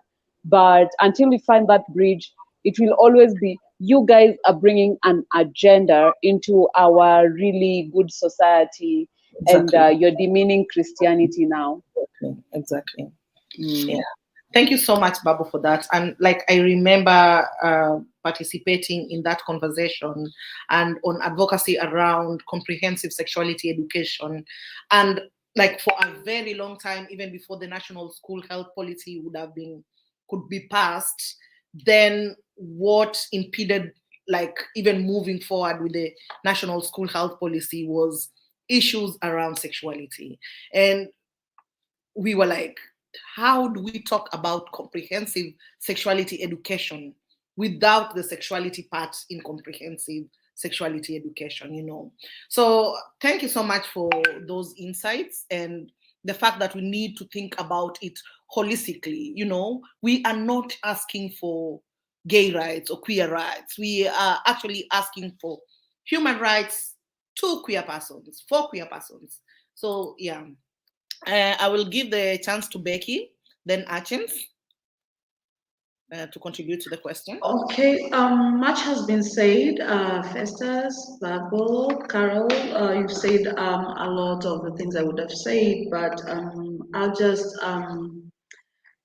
stress the fact that queer programming and putting all this comprehensive sexuality education in schools is a challenge, but we started from somewhere. Like that was saying, like we have to lay the groundwork for the people who will come after us, or for the people who will find what we had tried to do in place. You see, I can say it starts with us. We all know where the gap is. If we don't give this information about sexuality education, the kids are getting it anyways. They're getting it anyways. There's so much information on the web. There's so much information on the internet that talks about CSE. And I can talk about for us to get to the point where Scotland has gotten, in the sense where they can now incorporate in the school curriculum LGBT history, will take us a lot of time, a lot of years for them to now understand why we want to talk about different sexual orientations and identities. And you'll find the kind of information, even when you look at the way our programming is, the government has issues about talking about LGBT, yeah, and it also has issues talking also about the intersex persons. You know, sexuality education will also encompass the intersex persons as well as the trans persons. So you'll find that in the like for instance, if the Ministry of Education wanted to incorporate what the task force report said about who an intersex person is and who a trans person is, and they want to incorporate it in the school curriculum, I mean, it would take a lot of task forces and a lot of back and forth and a lot of religious engagement. And the biggest challenge is the religious front. I don't know why they keep believing that the whole country is predominantly like everyone is Christian. I mean, the atheists who take their children to school are being forced to like conform to these family values kind of curriculum that is now in our national school health policy. So all I can say, let us, since information is widely available, let us take it upon ourselves as queer persons, as queer parents, to teach our children about comprehensive sexuality education. Let us just start from baby steps. They may be lying. There may be people who are doing it in their own way, and there may be people who are incorporating certain attitudes, beliefs, perceptions onto the children, or I can say onto the children, to think of sexuality being a fixed binary spectrum of only male, female, or only heterosexuality. So I think it's still a lot of work we have to do. We have to incorporate all our resources. Like we can start even as LGBTQ parents on what sexuality education is, because they'll always ask, and because our children will go to school and find that what they're taught in school isn't exactly what is happening in their lived realities. So how do we bridge that gap and create an environment whereby we can continue advocating for these spaces to be opened up for comprehensive sexuality education to be a topic that is not a naysaying topic. Yeah. Yeah. Thank you so much. James?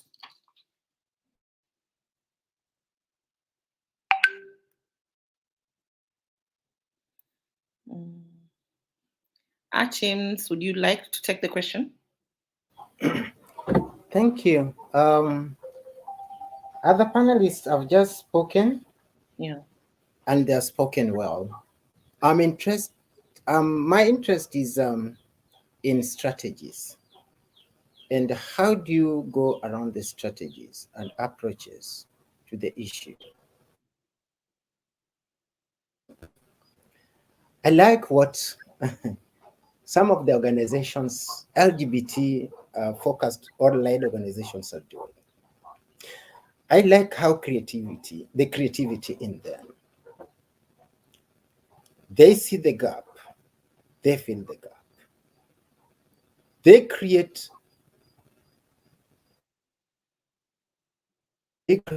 a bridge for people to pass and exchange ideas. Look at who Boda will be our allies. Today, they stand up and advocate for the human right. They don't look LGBT as LGBT persons, but they look at LGBT as human beings that share the same blood, that need to be respected and their integrity. They look at us and say, okay, what they talk about is making sense to them. Allyship is the way to go as a strategy. However, we must scan in and out when we want to form. We talk to our allies and they want us to work together. Let them come with how they, rather than us telling them on how we want them to engage with us. They will own their words. They will act upon their words. They will be committed to their words. And that is the sense of allyship that we need to work for us. Because when we say we'll fight for the rights of the LGBT, which is not there, only one right, the right for human beings. It's 50-50. Take it, leave it. We need to form and amplify not only the voice, but also see and say in a different language that actually, why don't we do it this way rather than this way? If we can, is COVID-19 have taught us to everything can be done in abnormal way and people see it in a normal way. There's nothing cast on stones. Our reality is a reality and it will remain a reality. Our rights is our rights and it's a human right. So we can safely to make sure that all these things are done, and it will take, yes, it can take a long time, yet it can take shorter time, but depending on the political allyship with around us, how do we play our politics so that when we talk about things, some of the things we found it. Also, we need to learn to document everything that we do. Documenting these things will help us in sense that we'll have evidence to back up our suggestions.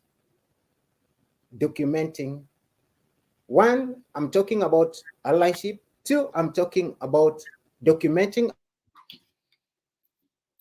about scanning in external and internal, our strength that can make us go far. Asante. Thank you so much, Akins, for those insights. So for the next steps, we are going to take the last round of questions for our panelists. These will take like 2 minutes each. And then we will go back to the final round of questions from the audience, have closing remarks, and that's how this last part is going to look like. So I will directly take this question to Becky. And we cannot talk about our lived realities and our stories without and leave out the families, you know. So when it comes to families and sexuality, what is our reality? How does safety look like when it comes to family and sexuality? And I want you to reflect around your family, your brothers, your sisters, your parents, but also I want you to look at family as a mother, you know, as a mother. How does that look like, you know? What are our realities in that case? Yes, Becky. All right. All right. In my own experience, I can say it all depends in how what kind of family you grew up in and how you are conditioned to believe in sexuality and what does sexuality look like? How was it incorporated within you as a child? And you'll find that in my case, I grew up in a family that was liberal, and matters around sexuality wasn't something to talk about so much because the sex topic was a little bit a taboo, however liberal it was.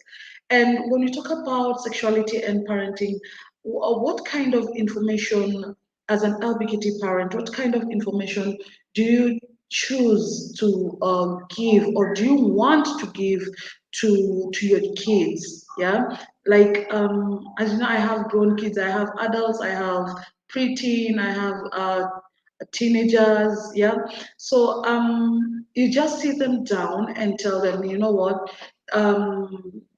there are different types of sexual orientations, like what we do in our programming every day. You sit them down, talk about sexuality, create the open lines for communication.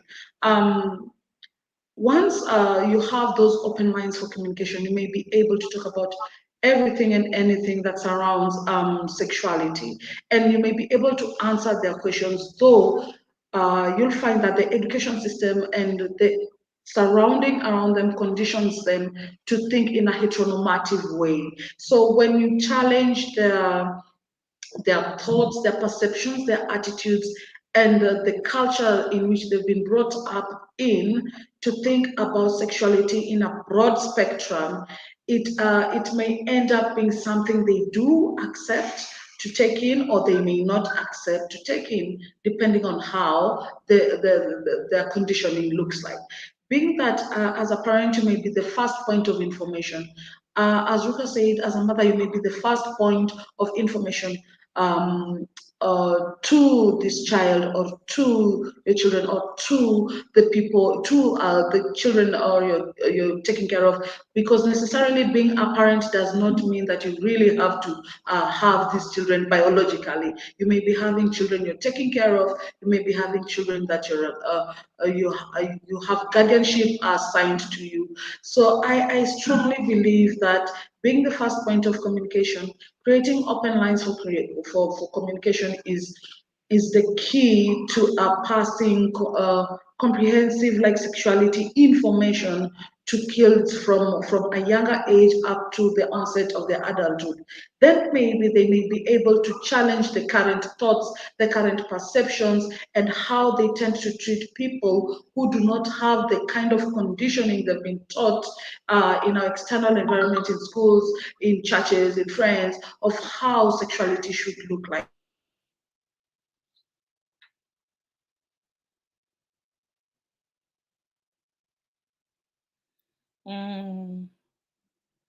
Thank you, Becky.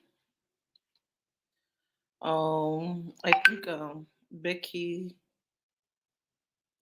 internet has hung, but yeah, thank you very much. And you know, like being a mother myself, I actually always think about how the system then also actually plays to, you know, to what I'm inculcating on my kids and my children, you know. So like I may be raising my kids and my children in a particular way. Within my house, within my setup, I am in control of that. I have a teenage son that is in Form 1. The system is out there when he goes back to school. What happens, you know? So I think that is a reality that comes with LBQ families and LBQ parenting generally. Yeah. So I will, the next question will go to Babo. What are your thoughts? We had talked about the ban on I Am Samuel. And you know, first it was Rafiki. And then the other day it was I Am Samuel, the film ban. Yeah. Would you speak about limitations, these limitations and the impact it has on queer storytelling? First, the war is on, and I know maybe I should not use terms like those, militarizing the whole thing, but the truth is, you can't run away from someone who's really hell-bent on your extinction. The way you said it, was it you or Kisa? Erasure. That's what we are experiencing. It's not when we are told they've banned Rafiki or they've banned I Am Samuel, and I know a lot more are going to follow suit. They're not banning gay films. They're actually trying to beat us into line because we fall out of line. We've fallen out of line of what cis heteropatriarchy demands of us. And cis heteropatriarchy is a system that demands that we should all either be cis het men, and cis het men are cis heterosexual men. I really have a problem with using jargons. This will be explained. I hope you have another live and we explain all these terms that we always throw at people. They don't understand. And so for me, I've felt there is a kind of, I don't know if I could call it gatekeeping in the queer community. I call it the love is love gatekeeping, because we keep, do you think someone in, well, within Busia, do you think someone in Busia knows about I Am Samuel? Those sites where you'd meet, I keep saying meeting a lesbian who's tied a lasso, and you know, urbanization of queerness, where it's like we've tied it to, there is just a select few and how we're supposed to look like and how we're supposed to act and how we're supposed to be. And for me, before we fight the ban against I Am Samuel, which is going to really affect us. But do you know what? I Am Samuel is being shown on afridocs.net on 14th October. And provided you have a VPN, you can watch it because it has been geo-blocked in Kenya. Mm. And for me, that's what I ask. Is there anyone who will be organizing to showcase it anywhere? In just those private spaces. We've always organized as queer people in this country, whether we were allowed to or not. So is there someone who will be showcasing it to people who can't actually access a VPN. They don't even know what a VPN is. And for me, yes, the ban is really, it speaks volumes in terms of trying to beat us into line. It's telling us like, you have to fall in line or nothing about you gets to move on or go on. Still, I think there is a kind of, I can't call it gatekeeping. We've urbanized and put queerness into this space that it only exists in cities and all that. And for that reason, the language we use, the kind of lingo and all that we use really just discriminates. So from I Am Samuel, I hope we get to be in that place where we can involve everyone. Like, let this be the start. That now that we know where we are all going to get it for free, if we could organize in communities and in small spaces to just watch it. Because how will they know we did? And what will they do if we did? I don't know. Mm-hmm. Yeah. That's just it.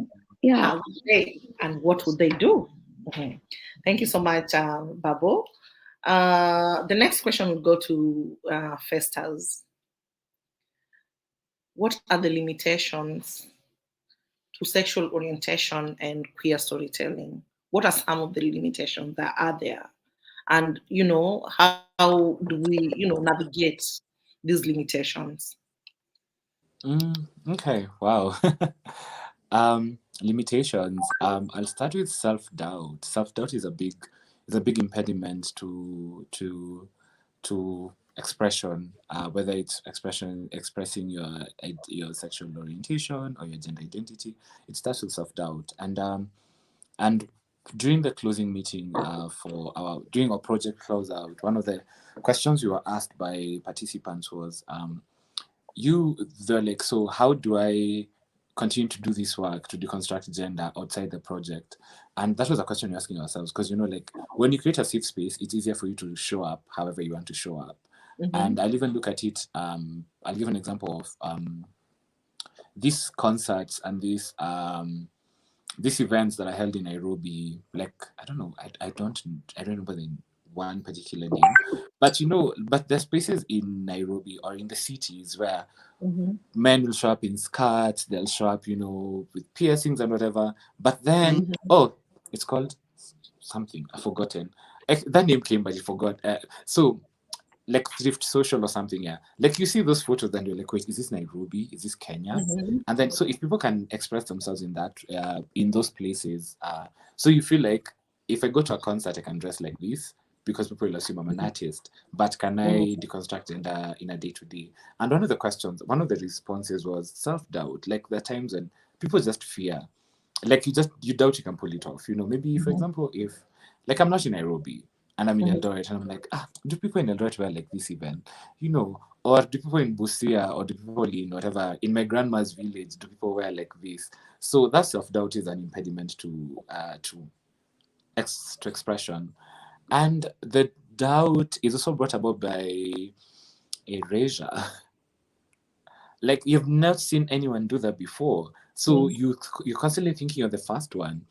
And I remember, like, before I fully found out, before I accepted myself, so to speak, I was like, wait, I must be the only one who has this feeling. So I must be the only one who's doing this. So that one. And that's why when you ban films like Rafiki and Samuel, and yet you keep showing very violent movies. Like, if you can rate violent movies, where people are just killed left, right, and center. And violence goes with sex scenes. Because even there'll be a movie about a woman looking for a missing child. 5 minutes in, she's having sex, and you're like, okay, so what about the child? But Rafiki and this, but queer stories are Fast and Furious. Yes. And so these things, it's not just banning a film, it is showing people that you're not there. It's like there are generations of people who'll grow up knowing that they're not queer Kenyans, that this thing is not in my country.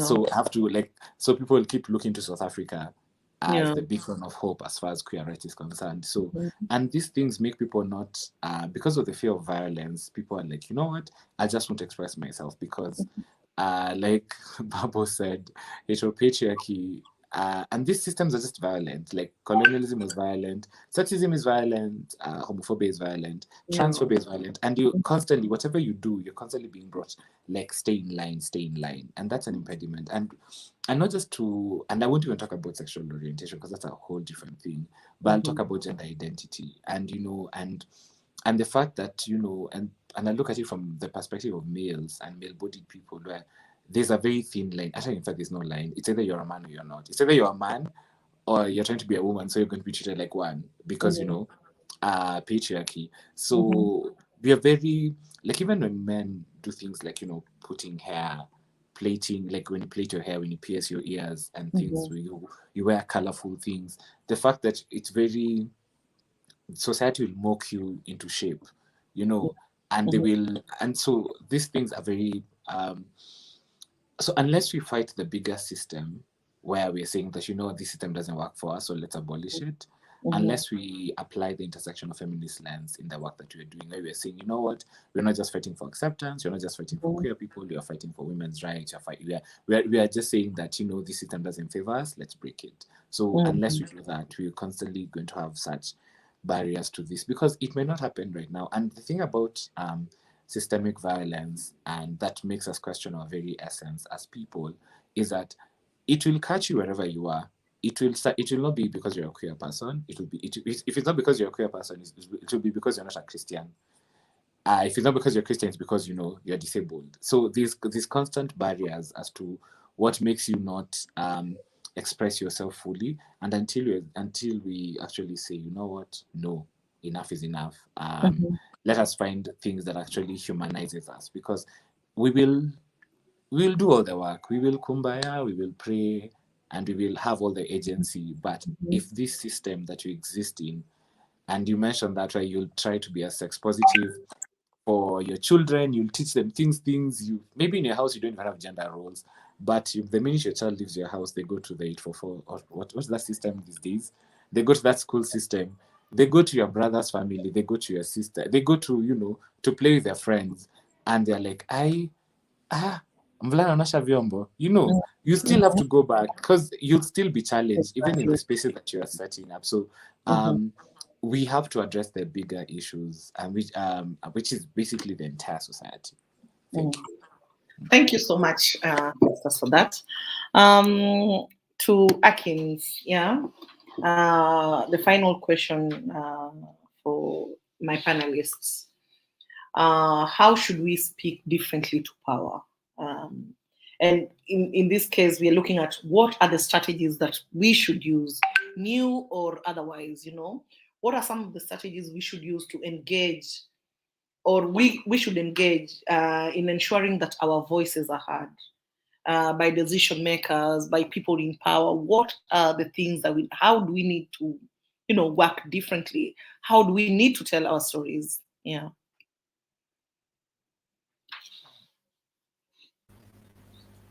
Every voice counts. And why do I say every voice counts? You see, the traditional way of doing things is slowly changing. And how are they changing? They're changing because of the technology.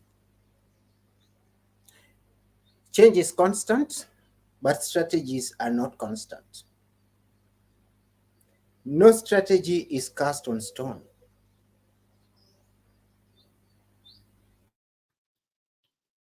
Christians were very, very cast on stone. But when Jesus himself came, he introduced the law of love. That is according to the Bible. That nothing is cast on stone. Strategy can change. Only change is constant. We can change on the way we engage with the people at different level, the way we communicate at different level. Why do we communicate at that time? at that place will form the basis on how our information will be conveyed. Different people need different approaches. The way we approach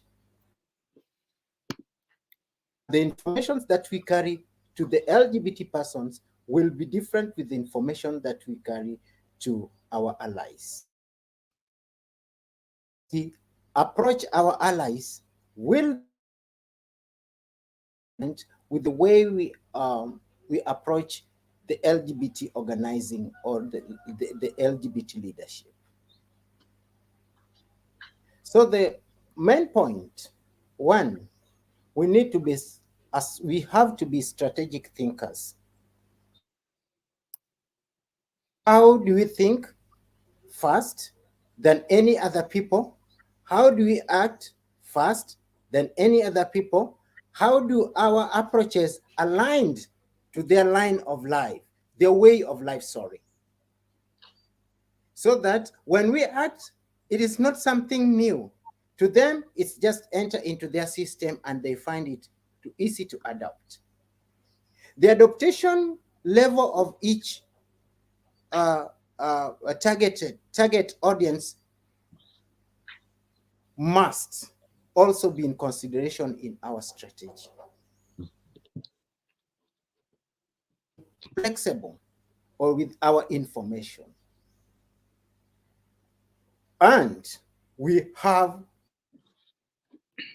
to be careful with the information that we want to share.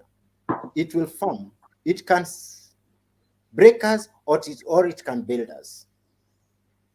The targeted audience must also be, it must be able to understand the language that we speak.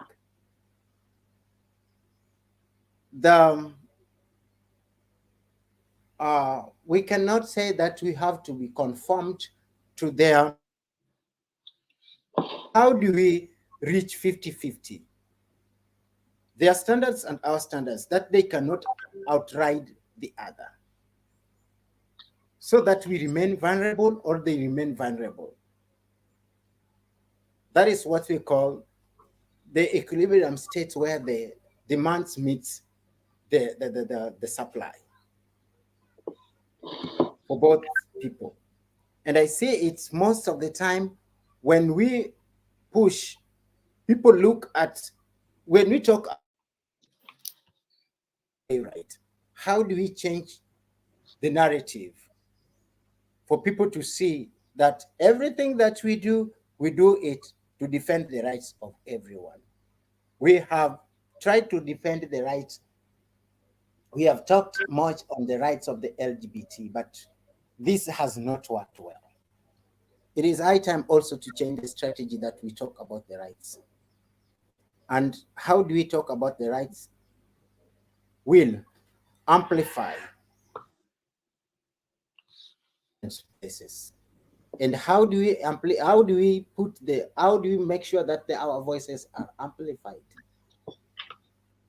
We work not in vacuum, but we work with people. So people can support our system and people can help us to amplify the voices of underserved or minority groups in Kenya. Thank you. Thank you so much, Achins. I think time is not on our side. This has been a very, very good conversation. And I think this panel had a wealth of knowledge and a wealth of information to share. That's why we've taken so much time. Like, we are way ahead and way above our time limitation. So I will just ask each panelist to give their closing remarks in less than 30 seconds. Like, give your closing remarks, like just say bye, hi, so that we close this session and let the organizers to plan for the next session. I will, Kisa, you are my guy today. I'll start with you. So thank you so much for this, for the chance to have this conversation. I think we really need to consider queer storytelling in a way that, as a tool for as a tool for documentation, and also just for posterity. We need to have these conversations, and let us continue. I think I want to affirm the work that all of us are doing. Keep doing it. I know that it's not easy, and that we get tired, but remember that this work is important, and it can't. And take care of yourself before you can start taking care of other people. And take some rest, and sometimes just enjoy being queer. And to those who are watching, you don't owe anyone a perfect coming out story. You don't owe anyone a coming out story. So thank you so much. Thank you so much, Kisa. Babo?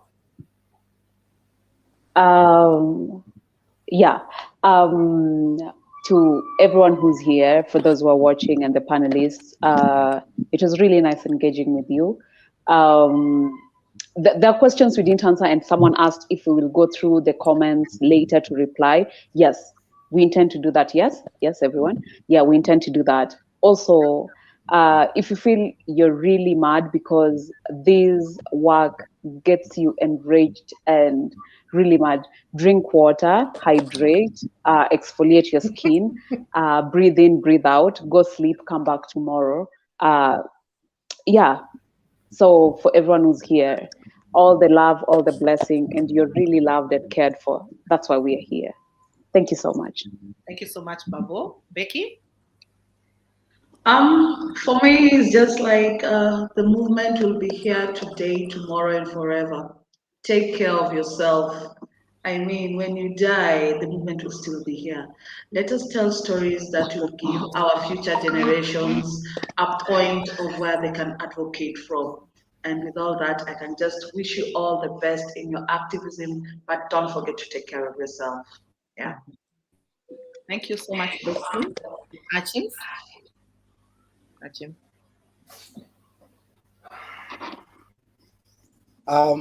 Thank you so much, you good people. I will just say, I love this conversation, and how I wish it's something that will continue to inspire people. There is hope for the sexual gender minority people. Their voices, their dreams turn into reality. But if we insist so much in Article 43, economic and social rights, this will make us even much stronger than before. As we continue to look for the rights, let's not forget economic and social rights. That is where the future of the LGBT movement lies. Asanteni. Asante sana, Achins, and thank you so much to my very able panelists. Thank you so much to Talanta Africa and ForumCiv for hosting us and having this, creating this space. Like you see, we have been cut short by time. It's because we need to have and continue having these conversations on a day-to-day basis so that we don't feel the need to clearly talk about everything in one sitting. So I would request the conveners of these sessions, the Kikao Junctions, to keep holding these spaces so that we can continue these conversations. And to our viewers and to our audience, the conversation is still going to go on despite the live video ending on the comment section of the social media platforms. So I'm very sure the panelists will be able to answer the questions that we were not able to take during these sessions. From my end, asanteni sana, and as we let's keep keeping on and let's keep doing the good work of changing the rhetoric by telling our stories. Asanteni sana and bye. Bye.